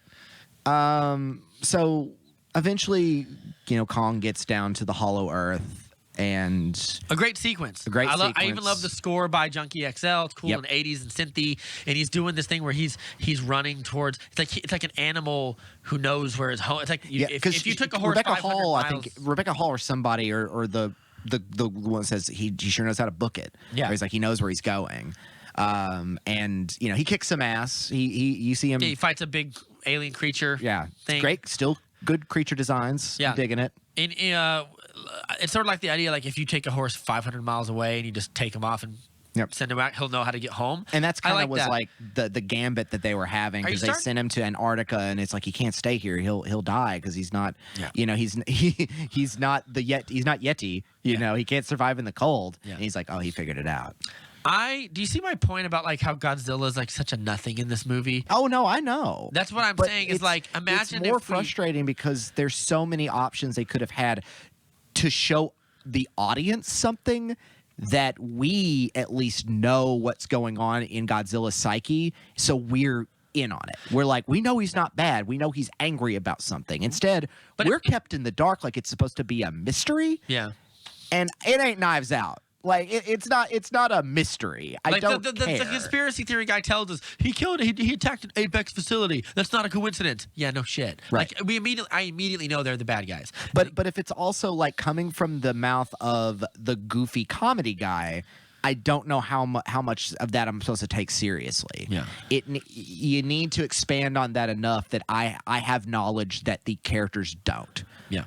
That way the suspense means something. All That these way Godzilla means something to me. All these criticisms that we're bringing up also makes it that much cheaper that Godzilla wins. Yeah. Because it feels like, well, we have to, if we make Kong win, he's been the protagonist the whole time. Let's knee-jerkingly write that Godzilla wins so the Godzilla fans don't get up in arms about how this movie sidelines Godzilla. But you do sideline Godzilla Right. because he's a nothing character in Yeah. this movie. And I mean, also they cheaped out because they're like, we can't kill either one of them. Because I think some people are like, oh, they're not gonna kill either one. Imagine how epic it would have been if that part where he attacks where Godzilla like supercharges that axe and Kong just brings it down and just breaks his fucking shoulder. I would have been like, metal. Yeah. That's so cool. Like it would have given some life into this thing. But instead, like the fight, someone says like, oh, I guess round 2 goes to Kong, and I'm like, oh, so there's a round 3 to this thing. Like Right. just like we're arbitrarily stopping for a second. It's like the movie wants to have this other plot that they really like, where all the humans go to Hollow Earth and all that, and Apex is involved, and then occasionally they turn and say, "Hey, turn the TV on. How's that Kong and Godzilla match going?" Yeah. Oh, okay, cool. Let's go back to the plot no one gives a shit about. I don't know why you should want to go to Hollow Earth just for scientific reasons alone. Right. If that's the inside of our Earth and it's not molten magma or Because I whatever. totally forgot the whole thing about like, is it? They have to steal energy. She's send going to this- steal the Yeah. energy, which she should have been a little more. The actress who plays Demi Bashir's daughter, she should have been way more sinister. She should have been way more cocky and way more like I'm And the by the evil way, rich woman. And when she betrays them, it's so unnecessary. Like, you got the energy. Just, all right, let's go home, guys. We got what we came for. Good job. And to just don't make a big deal out of it. Also, it would have been. Instead, Kong just kills you because Yeah. you attack him. And it would have. It actually. You're an idiot. It Like, actually would have been way more satisfying if they got away and got through and went up the hole and just landed in Godzilla's mouth. I was like, That would've that been would have great. been way more poetically Or great. maybe Godzilla just gums down and shoots his atomic breath down and the they're like, hole. we're gonna make it. And they're dead. And then Damian Bashir has a moment where he's like, my daughter died. Instead, it's just like this is all goes back to the point that like we don't need these extra characters. no, you That's haven't. my point. Why is Kyle Chandler just doing There. shit in the background? We Why don't- not we him be don't- the main We don't character? even need Millie Bobby Brown. We don't even need Hunt for the Wilder People kid Yeah. or Brian Michael Henry. Is that his name? Brian Tyree Henry? Yeah, we don't need him either. Yeah. Like, they're just there to kind of explain what's happening. But I'd rather just have those scenes be Ogori's character, just him. Just be like, There's a way you can strip this down and make more sense. Yeah. And there's a better screenplay out there that gets these two characters to verses. Yeah, and I think that like going to Hollow Earth, like the whole point of like we need the energy down here. I know why they did it, or why they think they did it at least, is well, we have to find a reason to go to Hollow Earth other than to let Kong go home. Right. We need Or a thing that lets him we go need home. Hollow Earth in our franchise so we can bring more monsters out of it for future movies. See, that sounds more interesting than this in a way. But like It ain't this movie, though. at the very least, like Kong versus like we need a reason to make Kong go home and make him come back up. Yeah. Because we want to get to Hollow Earth for the visual spectacle of it all. Which, by the way, it's worth pointing out. Like, I thought it was cool when Kong goes from one plane to the other. And he does that little gravity jump. Uh-huh. It's cool. It's great. Yeah, it's delightful. But I love it. the larger context doesn't again, I'll make go to sense. the battle in the Atlantic on the. We'll get to battles in a second. Like, Okay, I want to dedicate a whole chunk of the conversation the to be like what plot. we like about the battles, because I like the battles for the most part. Right. Godzilla straight up murders destroyers full of people. One of them he rips in half and it just sinks down. I'm like, those people Which that's an are about to Evangelion die reference there. they're about to die a horrible, excruciating death as they are crushed by the weight of the ocean. But he's our Godzilla. Yeah. Team Godzilla. Again. I don't care about. He's so he's a nothing character. Yeah. He's just. It's imagine like a Komodo. It's actually not fair for Godzilla. This movie is not fair to this character. Imagine a Komodo dragon came into your house and started just destroying your house. And then the zookeeper showed up he and said, left, and they were "That like, Komodo dragon is our and then, hero." but then like another Komodo dragon came into the house and it killed that one. So you mistakenly think that Komodo dragon is now your friend, and then he bites you and poisons you to death. like that's what it is. That's what Godzilla is in this movie. And that's why he's what he's been over all these And movies. that's why Mecha Godzilla should have been in earlier in this movie to be a foil. or not at all. Like creating like. I mean, you I could have like that saved- he's in this You movie. could have saved. I said he. It's a robot. I like that he's here in like I like that Mechagodzilla's here in a cheap way. Is I get to say, oh, we saw Mechagodzilla done in a movie, and we beat him up, and it's cool. And he looked cool, like those thrusters and everything. And Sure. when he got activated in that room, I I don't immediately. hate Mechagodzilla as a concept. I hate him in execution in this movie because Yeah. there's no leap of logic that told me a robot would be much better than creating a special weapon that will kill Godzilla. like a gun that will shoot such a high speed laser into his heart that it kills him. Like it's like I know Well, it's again, I know it's a don't worry about it. Well, it's like no, it is a Pacific worry Rim. about it because the problem is Damian Bashir's character. Is his whole thing is like we have to take back being the alpha creatures in this world. And I'm like, What this company would do this Darwinian like panic doesn't make any sense for this character. You should have set this up way earlier. Or had, again, Shirazawa's son be the one who's just like, he killed my father, and I feel that we, as human beings, don't deserve not to be pushed aside by this Titan. Yeah. So I made my own. Yeah. And that has more emotional See, depth to what it. you just said made me like, oh, that would have been cool. Like that made me Too bad. That made It's me not like gonna it so much happen. better because you have Damian Bashir and his daughter. Yeah. Like it's the characters that just eat up screen time and dialogue that could be given to other people. And if you're going to make them villains, I want them to be 10 times more over the top. I want them to be anime villain ridiculous. See, I would rather like cool, calculated, like Oguri. I'm sorry. I'd rather have more of him. But you could even talk about how like I don't know if they ever specifically.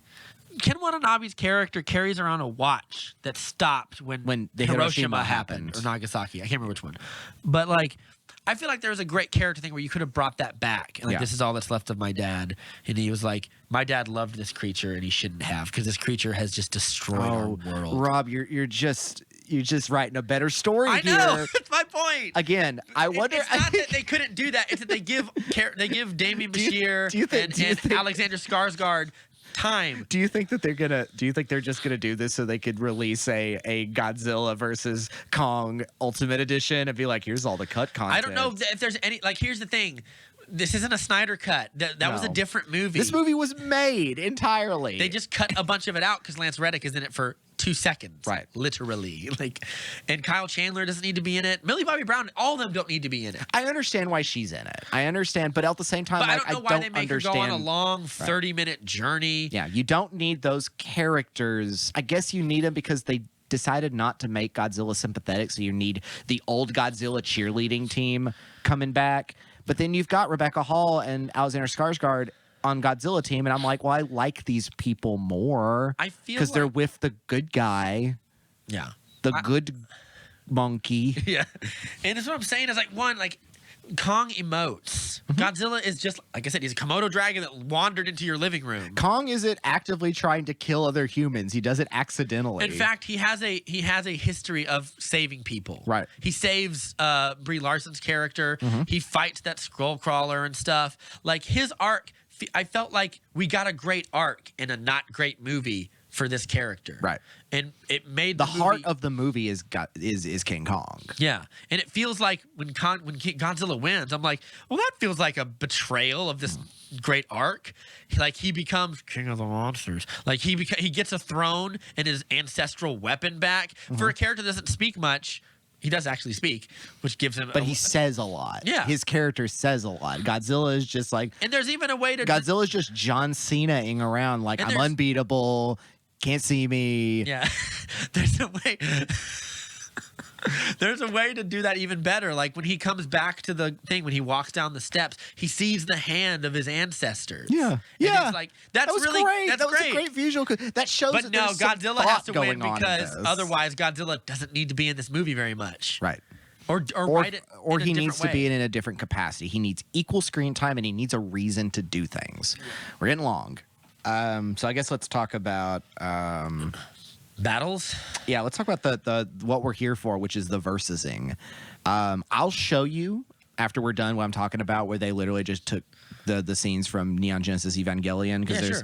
there's when one of the characters is first introduced, Asuka, who pilots the second Evangelion. Also, I think Japanese people have evolved enough as a society and in their pop culture to realize that King Kong, or Godzilla isn't. We're not in the age where Godzilla shows up and there's goofy music and saves humanity and then walks into the ocean waving goodbye. Like Shin Godzilla, from the little I've seen of it, is not about that. No, Godzilla it's- is a it's a- testament to humanity's brutality and failure. in a But way. also, I mean, it's a culture I'm not a part of, but maybe Godzilla has also kind of become an icon in that, where he now becomes a defender of Not in the that earth. movie. He's not. Not in Shin Godzilla, No. and not in Godzilla First, not in the first Toho Godzilla, but in all the other ones, it's Godzilla has kind of become this character that is almost like the preventing that from happening again. And I'm like, I get it. I mean, but that's so But that's why specifically that movie Japanese did and so. not That's why us. that movie is so revered in Japan. Shin. Yeah, because we'll talk it about did so well, and I feel like they did the thing that makes sense. Is like this giant monster isn't like your defender. Mm-hmm. He's just a creature that we inadvertently created and lives in excruciating pain all the time, essentially. But and whose damage is caused more by bureaucracy and the failures of bureaucracy than it and then he is just about and then he atomic just breath. levels your city, Right. literally. Also, Hong Kong gets Yeah. pancaked in this movie, and we don't care. Yeah. It's just a nice neon city to destroy in Kong versus Godzilla. And I think that I would rather them have like leaned a little bit heavier into that, but we lean into the idea that like Well, they can't in this movie because it's a different Kong. It's a different Godzilla. yeah, You know? I know it's a different one, but like I feel like the idea of setting him up as a hero who saves you rather than a force of nature that you just learn to live with, that's a mistake a little bit. Because I feel like the only I mean, are you talking about the Toho Godzilla that's been around for 70 years, or are you talking about this Godzilla? Well, I'm talking about this Godzilla, the first movie with Aaron Taylor Johnson. Okay. He beats the Mutos and he wades back into the water. And it's a triumphant Toho moment. style, and he Right. kind of wins. And like, but everyone is kind of like, I can't remember exactly if they say it or not, but someone's like, he saved us or whatever. I'm like, did he? He beat a bigger animal up. It's like Right. two grizzly bears fight and one Right. doesn't kill They're you. not concerned with their PR. Yeah, like they don't care if they killed you or not. They have lizard brain. They're Yeah. just doing the lizard stuff. And then, like- Kong cares because Kong is our relative, Yeah. technically. He's our evolutionary relative. Yeah, and then like in King of the Monsters, he kills Ghidorah because and he's on the enemy of my enemy is my friend. Like Right. he is a threat to the power structure. So Godzilla's like, not today, you don't. Like and so when he beats him, it's It's a but begrudging it's coexistence not we for have. us, and I would rather lean into that. Whereas like, okay, well, we've hoped Godzilla didn't go ape shit, and now he has ape shit. Like, but so like, I feel like.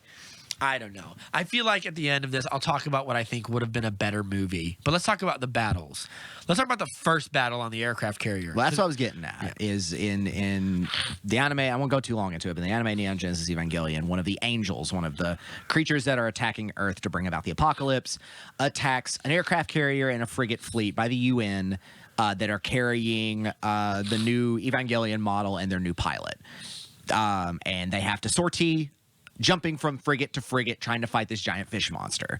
And it's very similar to it. Like the monster's just tearing through battleships and cruisers and frigates. They're this giant robots jumping on top of this aircraft carrier, and the planes are falling off into the water.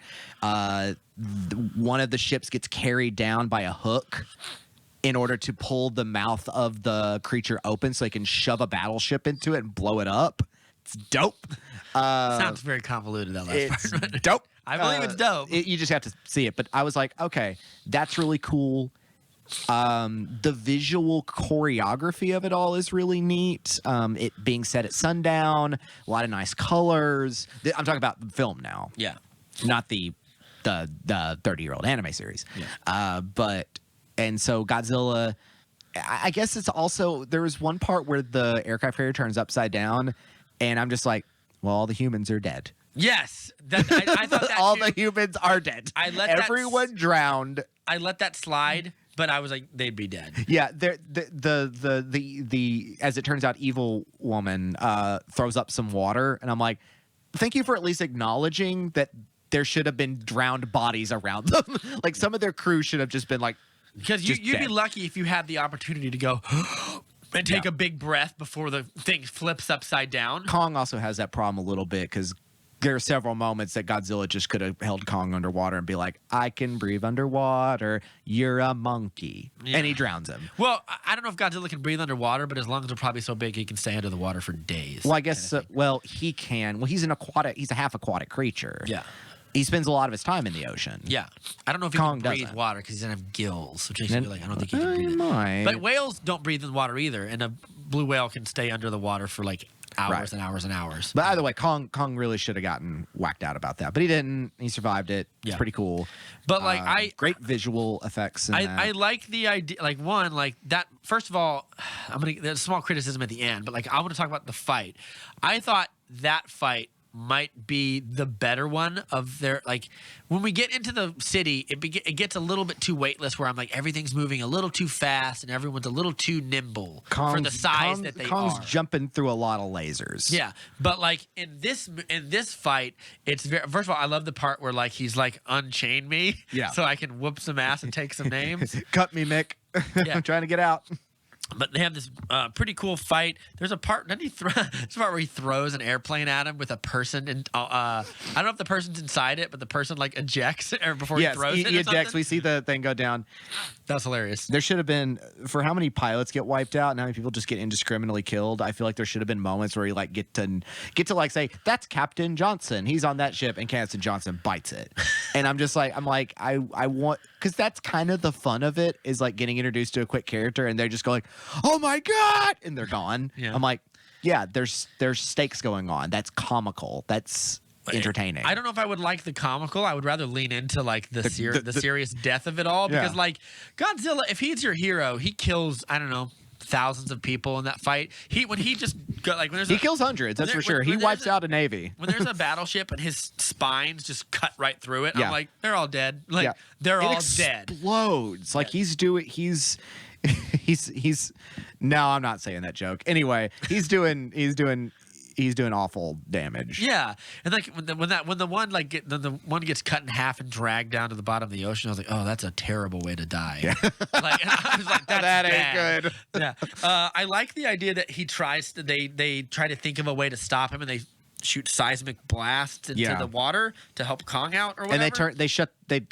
they turn everything off, Yeah. which is a big gamble because they're making the assumption that it's like, What if it kills Kong? or no, they're like, hurts Kong. what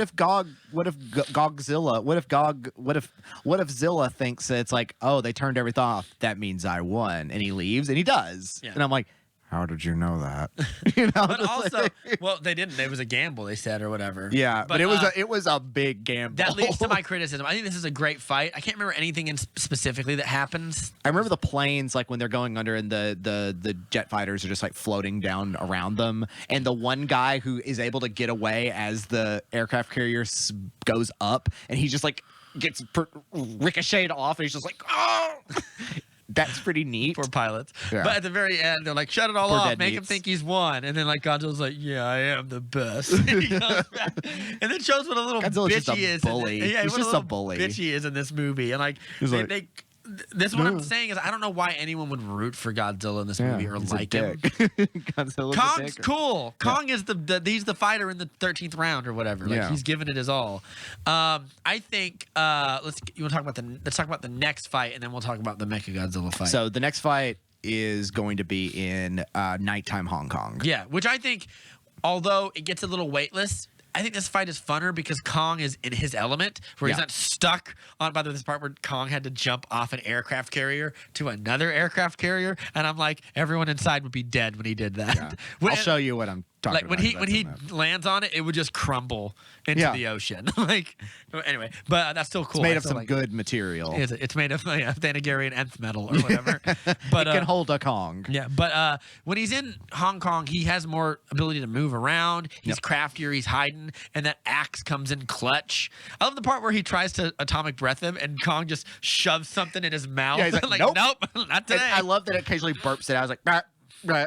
Yeah. He's just shooting beams. He's using that atomic breath very liberally. It's like Yeah. Superman's heat vision. You would only use that, which Yeah, is why that needs I say to be a you, big moment, and it works. You write it in such a way that it only shows up every once in a while. But Right. here they throw it out like everything. Well, like it works if you just like he does it twice in the movie. He does it 3 times in the movie. Once when he's like blasting up, once and then when he's like blasting it around the city and Kong's having to like jump over it like he's Ethan Hunt, like and try not to get beheaded by laser beam. The coolest part is still when Godzilla supercharges that axe and Kong blocks it with it and just brings it down with like the power of Thor. Yeah, Kind of. I didn't like that Kong, he does fall. I mean, Godzilla does fall back and it's just like, but there's no wounds on him. Yeah. I needed Some I blood. needed him to get a cut on the chest to match the ones that are on Kong. Kong has nothing but scars in his whole body. Yeah. Like, he's a grizzled man. Like, I mean,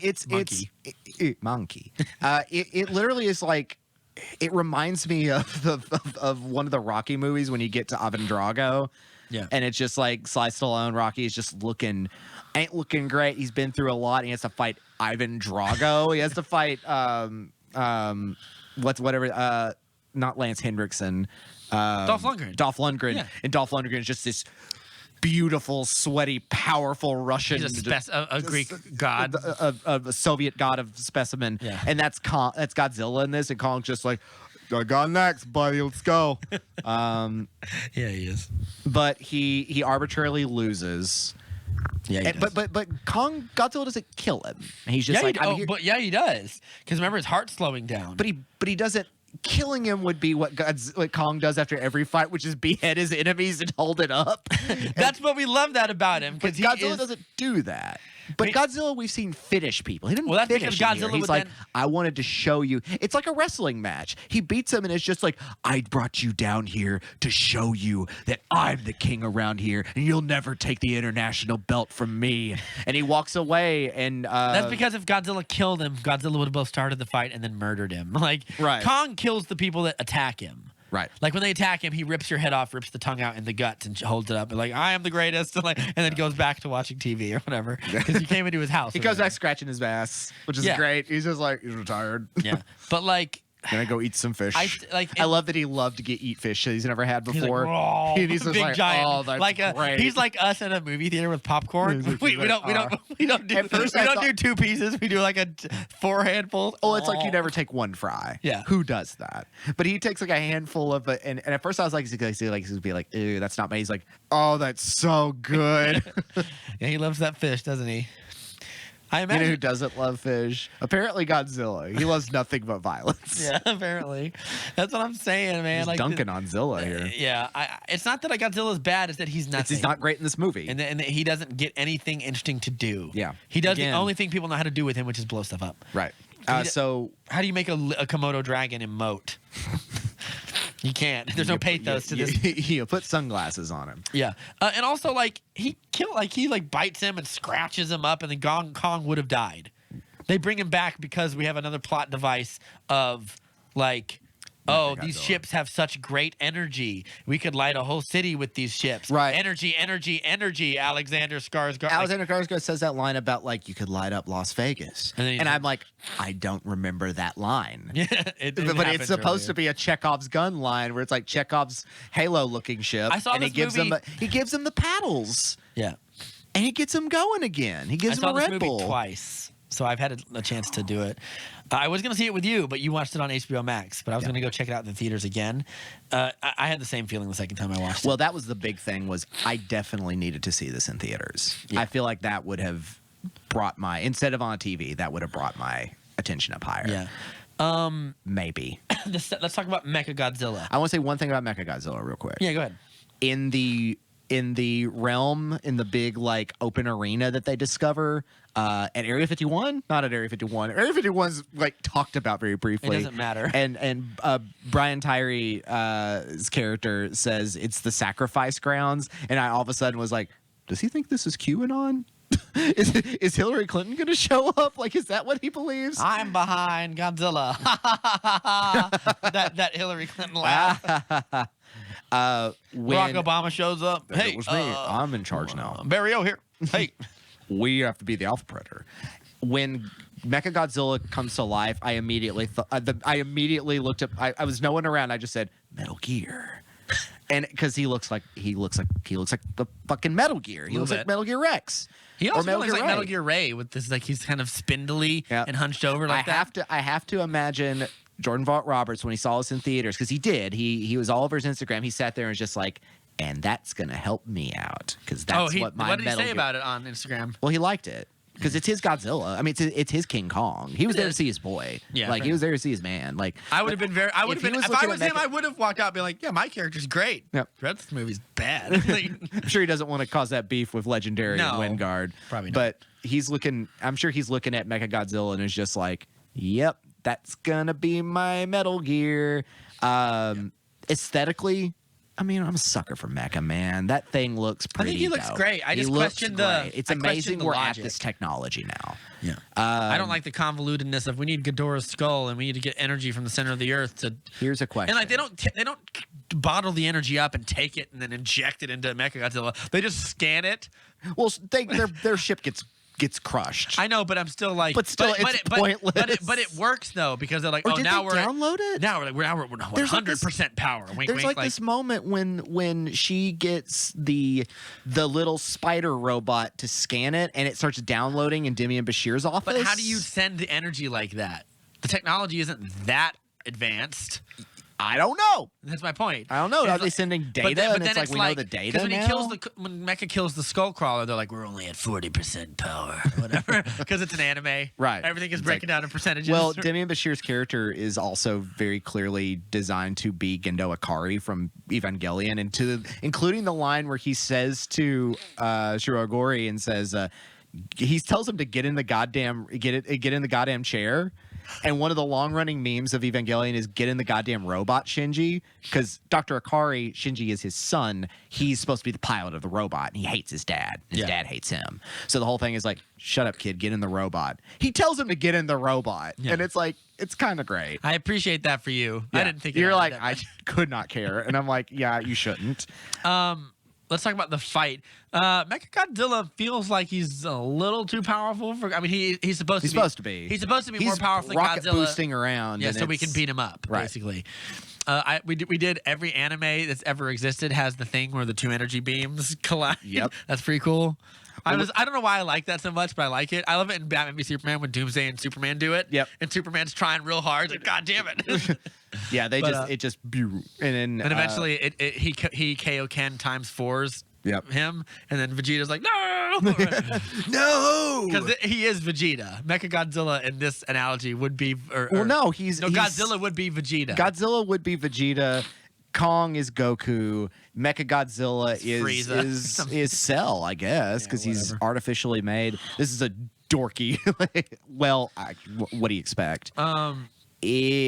I like when Mechagodzilla starts getting damaged. He starts bleeding oil. That's just kind of fun. That's I was cool, like, but like, where is it coming from? well, it's the joints. like- Eventually, like that many oil, how much oil would be like? Well, he doesn't keep spraying it out like Kill Bill. He loses like a big like globule of it, and he stops doing it. So Yeah. it's like it's supposed to be like hydro, like it's fluid. You know, it's hydraulic fluid. I thought that fight was good, and then it started. I kind of got winded with it, and I was like, I can only watch so much of this. Like he's throwing Godzilla through enough buildings. I'm just like, yeah, I get it. When Kong comes back into the fight, it gets a nice little. Boost up. Yeah, a nice little shot of adrenaline. Mm-hmm. I like the way they win it. I like that they tag team, of course. Because that's what. Here's the thing. This is what we know is going to happen. Yeah. We know they're going to team up and fight. Yeah. So I don't like the false pretense of a lot of this. Yeah, I don't like. Now I some don't people like go like, round Rob, three. you like Batman v Superman. You knew they were going to team up. It's like, aha! But I knew they were going to team up. But I like it for other reasons than they fight. Like Right. like I don't. That's not necessarily why I love because that it's movie. not the same thing. Like I've seen the in my opinion the pretty funny jokes about what about Mothra? How dare you say is her name? yeah, something like that. But yeah, it's so thin. And For a movie then like this they where come we back know- and it's like we got to fight together. Yeah, for a movie and like then this, they where we begrudgingly know- are like, hey, bullshit, you're my wingman, and Godzilla leaves. For a movie like this where we know it's going to happen, I would rather we had like adjusted certain things in the story earlier to just set it up. Yeah. Or something like that. I almost thought they were going to kill Kong in this. I almost thought Kong was going to sacrifice himself. That would have been so much better. But then I was like, no, they can't because they have that little girl there, and they're not gonna. She's supposed to be like an audience surrogate that's on Kong's side. And they're not gonna kill Kong in front of this but child. you could kill Kong Batman v Superman style, where he takes out Mechagodzilla. Yeah. And we get the sad Hans Zimmer score, and it makes me cry a little bit. We can't have that in this movie. I know it's not that kind of movie. It's not serious enough. I would if there was a rewrite of this movie, which I'll get to in a second, that I think could have set it up, is like Kong is the last of his kind. Would it not be appropriate that he dies saving the world, kind of thing? Right. Because But the safety of the world has to be at stake, and I don't feel that at all in this movie. Godzilla would have to get his ass Godzilla. whooped. The only thing is Godzilla shows up, kills Kong, and is just like, I'm done. He's just I'm finished. He's Daniel Day-Lewis at the end of There Will Be Blood. I'm finished, and he leaves. Well, no, I meant like Kong dies from his wounds, killing Mechagodzilla. Is what I'm saying. And then like he that beam fires, And then off Godzilla before has he to go. sleeves his head off. Godzilla has to go and find other monsters to form the Monster League. Or something. He shows up. He's wearing a tie. That's where they're gonna do something like that. Like man. he shows up. Mothra's there, and he's just like, he was the best of us. Yeah, or something like that. I don't know. Wait, aren't you the best of us? Aren't you the one who's got the alien superpowers? Shut up. Doesn't matter. Is it Kong essentially the Batman in this story because he has no powers other than he's big monkey?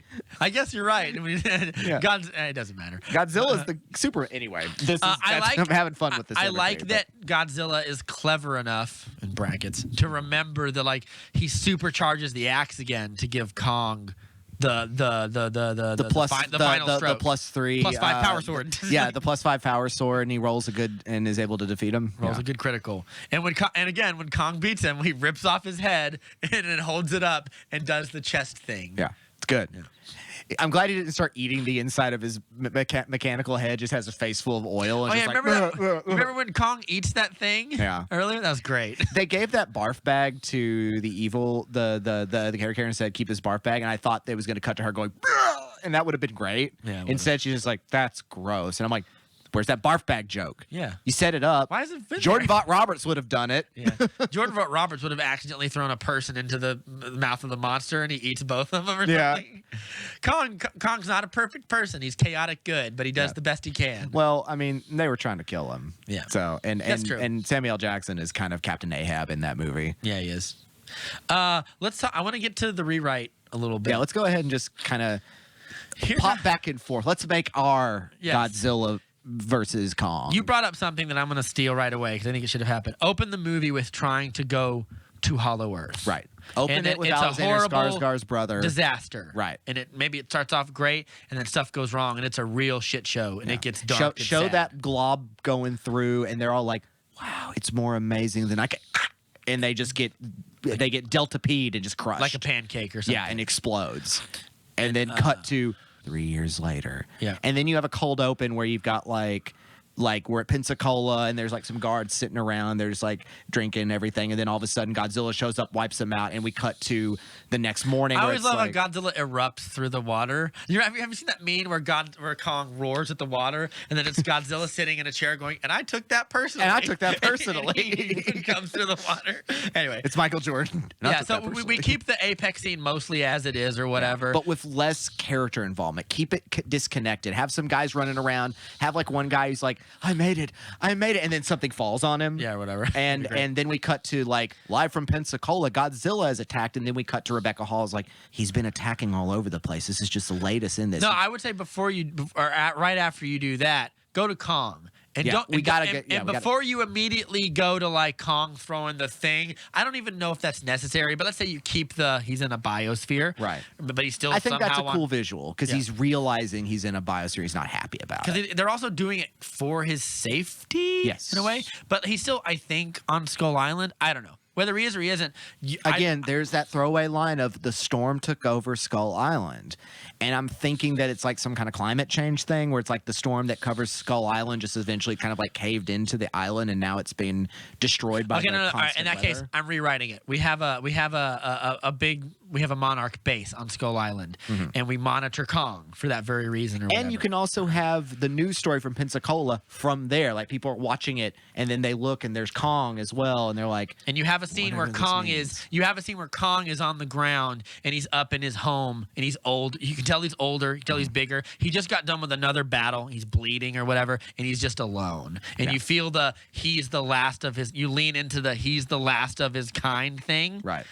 And he's been the last of his kind for a minute. Yeah, and he's looking towards his sunset years, like legacy and like what. I mean, not that he cares about legacy. He cares about like what he's eating probably. But he's alone, and maybe the little girl's still there, and they still have all the. I still love the sign language stuff or whatever. Good. It's good. Yeah, because that makes sense. Right. You don't need to. You don't need to get rid of all these characters. I'll keep Rebecca Hall's character. Yeah. Alexander Skarsgård's character would mean more if we saw his brother die at the beginning. Yeah, and we get rid of the bad guy's girl or whatever. His daughter. I would be fine with that if we opened with like him and her, and they're sitting there like looking over in a screen, and and he's saying like, you know, like I'm going to be joining them to go to the Hollow Earth and everything. It's like, good, you know what you're going for. We get some insight before we get to meet him on a PR stance, and then they look out in the glass and two red eyes open, and it's like he's like, I have what I need to win, you know, and we set up the threat of Mechagodzilla early enough so we know.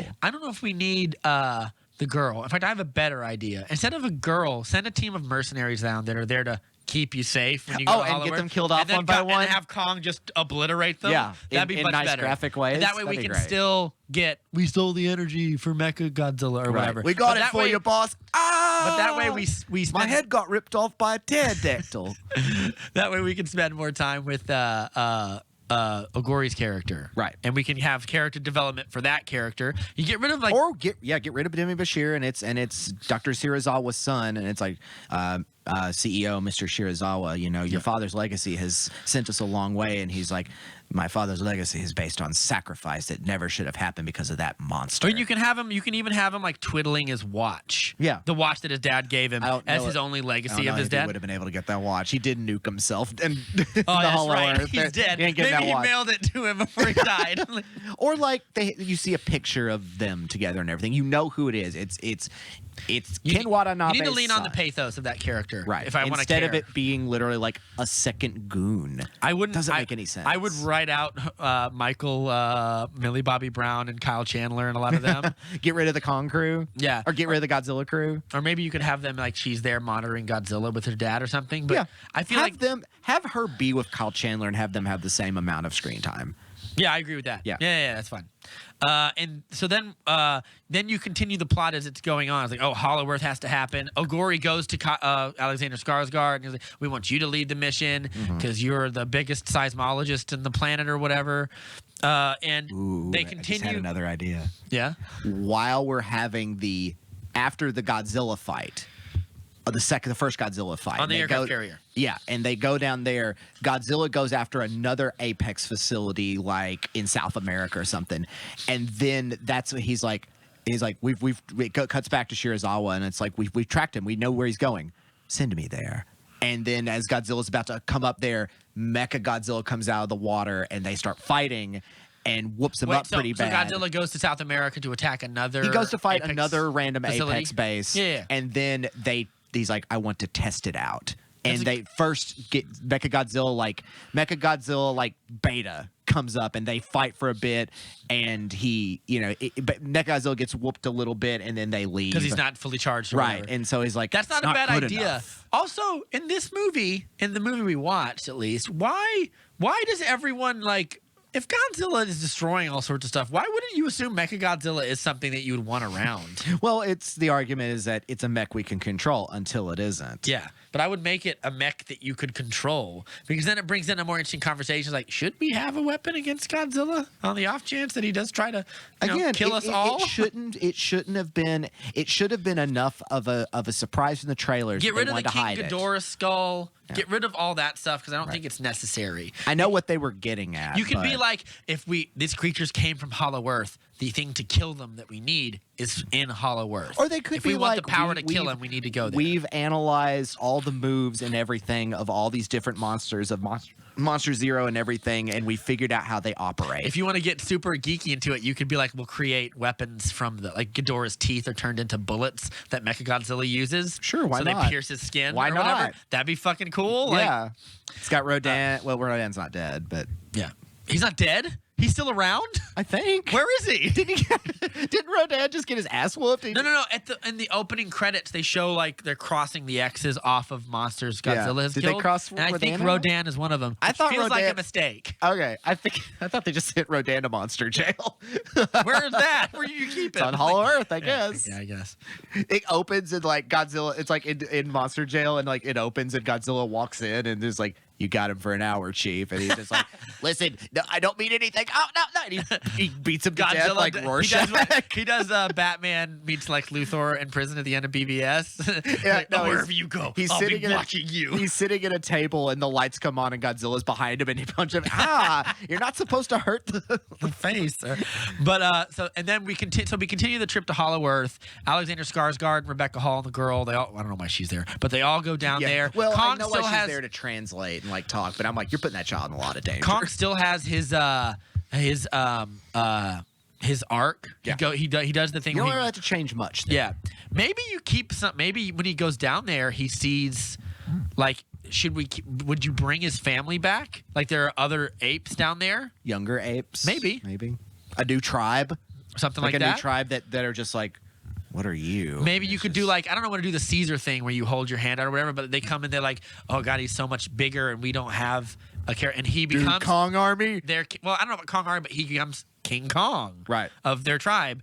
And you could do Kong Army when he goes back up to fight Godzilla or whatever. Godzilla's just laying him to waste. Yeah, or and, something. and they're just like, and then Godzilla's watching this is like, this is terrible, and I don't know. Oh, you could. Oh, that could be the impetus. This is why they keep us out of the screenwriting room. This is what the impetus you need is that like maybe Kong and Godzilla fight. Mechagodzilla comes back stronger than ever. They all fight, and his army of monkeys help fight. But they're smaller, and they're getting beaten by Mechagodzilla pretty Right. badly, They're getting which roasted. lays the groundwork for Kong to sacrifice himself to do the ultimate, lay down the ultimate smackdown. Maybe like he gets direly wounded by Mechagodzilla, but he like reaches in and like he pulls out his mecha heart or something, and that could be like how Kong dies, and then Godzilla does the atomic breath and just blows him to smithereens. There you go. At the end, and you still have like a big battle. Like I think that version of that, and you have more time with Ogori to be like, you need the moment, you need the monologue. Like, you need the moment where he's like so close to like giving in and being like, no, I must finish this. And that's what leads to him getting killed in the process is he's like, he can't let go of the grudge. Yeah. And so he is also like a Captain Ahab and goes down to the ship. Yeah. I would watch that movie. I think that movie sounds markedly better than the one we saw. I'll go think about that movie every now and then and have fun with that and give myself serotonin. And then at the end, like whether you kill Kong off or he's just gravely wounded or whatever, it gives you a way to be like, Godzilla is still the king of monsters. Kong's too weak or whatever. And then you cut down to Hollow Earth and his throne, and there's like new monkeys there that are like, they take his axe and lay it on there, and maybe a new king will rise. Yeah, they bury him down there, and maybe Hollow Earth becomes like, because she is the Jane Goodall, becomes like a nature preserve. Right. Like it's a new environment for these Titans to live in. Since they can't hide it now. Yeah. That all sounds like the one we have now ends in such an open-ended way that What ends so abruptly? It's just like, I'm home. Where's Godzilla? Yeah, there's nothing about problem with Godzilla. His is a journey that could never end. Yeah, it's a journey that does. It's just, this is a stop on the Godzilla tour. The fact that Kong is still around and alive and is like home, I was like, good. He should be there. I'm Good glad. for him. I'm glad he got it. Yeah, good for him. He deserves it. But yeah, I think I've said everything I wanted to say about this movie. We could just do a whole episode, but I don't think it's nearly as bad as I'm making it out to be. But I think the problem is that it's kind of just a nothing movie. again, it's a nothing burger with 2 spicy monsters in it, Yeah. and barely one that's spicy enough. Like, you got mild sauce. Yeah. Like, and hey, I mean, Mechagodzilla's stupid, but I love the way it looks. And it shows how a good idea can be ruined or weakened severely by not even necessarily the idea itself, but like you spend too much time on characters you don't care about. And because of that, you're taking time away from, villain motivations, your protagonists, you're empathizing and developing your protagonists and stuff. Someone put it this way. I watched a great video it's called How Zack Snyder Saved Steppenwolf. And they break down the difference between the theatrical version of Steppenwolf and the Snyder Cut version of Steppenwolf. And he goes, they're both basically the same. And he goes, they both serve the same purpose. They're here to destroy the world. One, we know nothing about where he comes from. We know nothing about what he wants. We get a throwaway line at Darkseid and a bunch of weird anachronistic jokes about Mother, like Mother is calling, which is like a weird reference that an alien wouldn't make because they don't have our television and stuff. Right. And then they were like, the way Snyder does it, it's a channel about screenwriting, basically. And they were like, the way Snyder does it is by making Steppenwolf a static character to a round character. And a static character is a character who doesn't change. Right. Whereas That doesn't start. It's just your standard issue mustache twirling villain is a static character. You're there to hate him. You're there to watch him fall. and he talks about the difference. Sometimes that's fun. Yeah.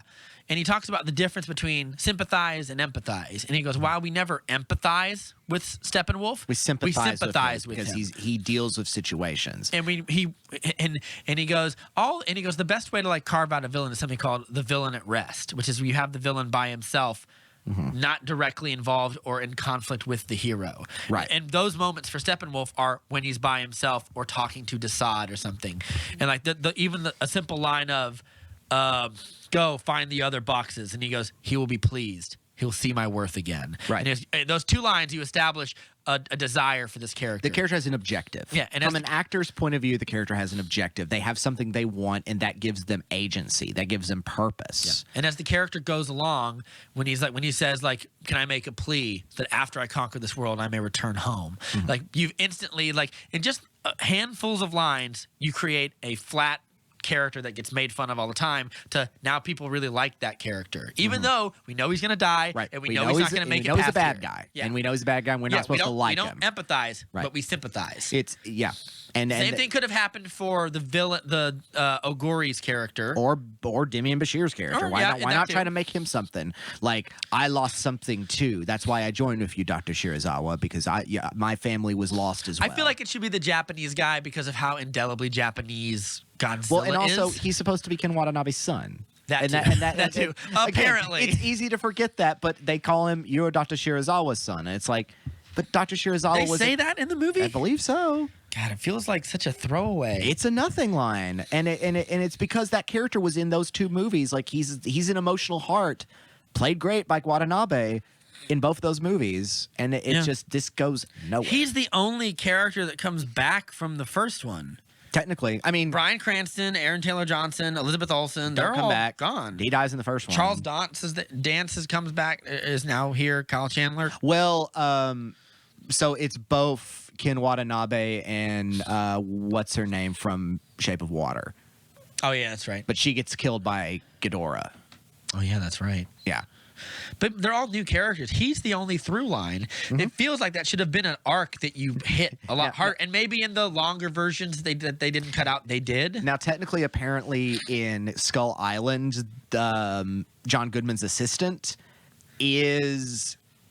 there's a grown-up version of him that's in the second movie, and I think it's Joe Morton. Or am I wrong about that? I don't know. But he's supposed to have been in that movie. His nerdy sidekick there is in King of Monsters. Okay. His grown up self. Let's go ahead.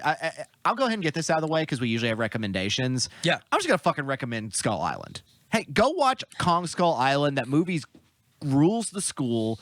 It does not have a lot of depth. It has some pretty regular characters, but it is fun. It is aware of itself. It is beautifully shot, well edited, gripping, intense. I think the depth of the movie doesn't come from. There are characters that I like more than others. I think it comes from the fact is that it's like characters. I can't remember the writer that used to do this. I think it was like Albert Camus or Camus or Albert whatever. Camus. Yeah, he would throw ordinary characters into these extraordinary situations where like a guy is trying to get this paper back for this job to get this promotion, and it gets onto his ledge of his balcony, and he has to keep following it out till he's on the other side of the building outside. Right. And it's just like it's a silly what if story, but like you put those characters in a world of like everything here can kill you.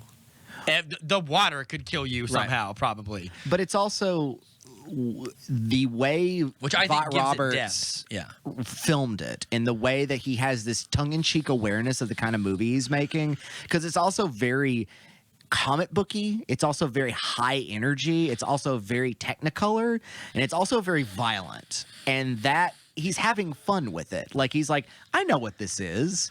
I know what the original Kong was. In the original Kong, even that old movie, those guys, those puppet humans die horribly. Yeah, some of them do. And like Kong picks up a rock in that old one and shakes it, and a bunch of people just go Fall into their and death. fall, and you see the bodies hit the ground. Yeah. It's opening sequence in the 40s with John C. Reilly's character as a young man. That's is cool. so good. Yeah. It's I rewound it a few times. I was like, this is so well composed, because I feel like Vought Roberts is the kind of guy that it felt like very well storyboarded. I also like the part where John C. Reilly's like, you shouldn't come here. Like he's just like he's gone so insane. He's so good. He's so good. In He's it, the best part of that movie. He's the best part of the movie, and he has character depth. He makes sense. Yeah, and he gets his little arc at the end. He gets to see his wife and his kid. It's great. He has a beer and a hot dog watching baseball again. Baseball. And God bless him. Like, even when you have like your two leads, that is Brie Larson and Tom Hiddleston, and we don't know much about Tom Hiddleston except he's like a cartographer. But when we first introduced him, no, he was a soldier for the British government, and right. now he works kind of mercenary work. Right, he's a tracker. Yeah, it's like he's a tracker, and then he just cool beats the shit out of these guys trying to kill him, and it's like, that's great. I don't need to know anymore. He's a roughneck. Like he's that guy. It's fine. I'm not angry at the 300 stylization katana war. He goes where he fights those little pterodactyl creatures. Every scene feels it, and it, also like I love the little sequence where John Goodman bites it. All puns intended, and his camera's still going off in the belly of the thing, and it's just like, but it's a visual cue. Like everything feels so smart. My favorite one is the assistant, not the. There's an African American guy, right? And there's kind of like like more my complexion with curly hair, and they're on the boat. Yeah, and he just gets yanked off Everyone's and ripped like, in half. We made it. And they're like, everyone get back in the boat, and they all just kind of stay under the hood of the boat. I found that scene to be so funny because it's the movie reminding us, like, guess what movie you're still in? Yeah, like that's my point. It's such a nihilist movie, but it's a horrible way to die. But it's funny. But that almost seems like a James Gunn situation, because they say like, what just happened? He's like, we can't save him now. We can't help him. And it's like, everyone's just like, the other assistant's like, what do you mean we can't help him? And it's just like, he's nope. gone. Have you ever seen? His arm was ripped off. Yeah, he dead. It's like Tom Hiddleston should have turned to him and said, kid, have you ever seen this movie before? He ain't coming back. Yeah. I loved that. That was really clever. Yeah. Good movie. I want to watch it again. And even like characters that we would sympathize. First of all, Toby Kebbell also plays Kong in the movie, if you don't know. Does he? Yes. He does all the motion capture for Kong. He's Samuel Jackson's right-hand man who gets shot down. He gets aped down. And he has a lot of pathos. He's trying to get back to his kid. He's writing letters, and then he just, a big blood spatter, and he's gone. Yeah. Like the movie does that for a lot of characters. Shea Wiggum dies that in basically the same way, but he thinks it's about to be noble sacrifice. Right. But that's because the movie one doesn't guy care. that gets stepped on by a giant spider and it goes through his mouth. Yeah. Good stuff. Yeah. It's a great spiritual successor to like the original and Peter Jackson King Kong. Yeah, it's not the same movie, but spiritually it operates in that same space. So if I was going to rate these, Skull Island's my first. Yeah, I agree. King of Monsters is second, and it's a mix-up because it's been very long since I've seen the first one between Versus and Godzilla. See, I would say Kong versus Godzilla is at the bottom for me. It is at the bottom for me, but I think that there's at least it's been almost 10 years. The since I've hype seen that of that first Godzilla movie and the way they utilize Godzilla's bigness. For example, this is I go back to Gareth Evans or Edwards. Gareth Edwards does scale better than anybody. Yeah, he does. But like in this movie, they're jumping and they're bobbing in between the giant skyscrapers. Everything looks like it's either 8 feet tall or 80. You can't really tell. I also forgot about that great scene in there when they paratroop into the city. Yeah. And it's just all that red light, and then it's the in that first Godzilla. That was mind-blowing. It's not a perfect movie, and it makes us wait for its big action stuff too much.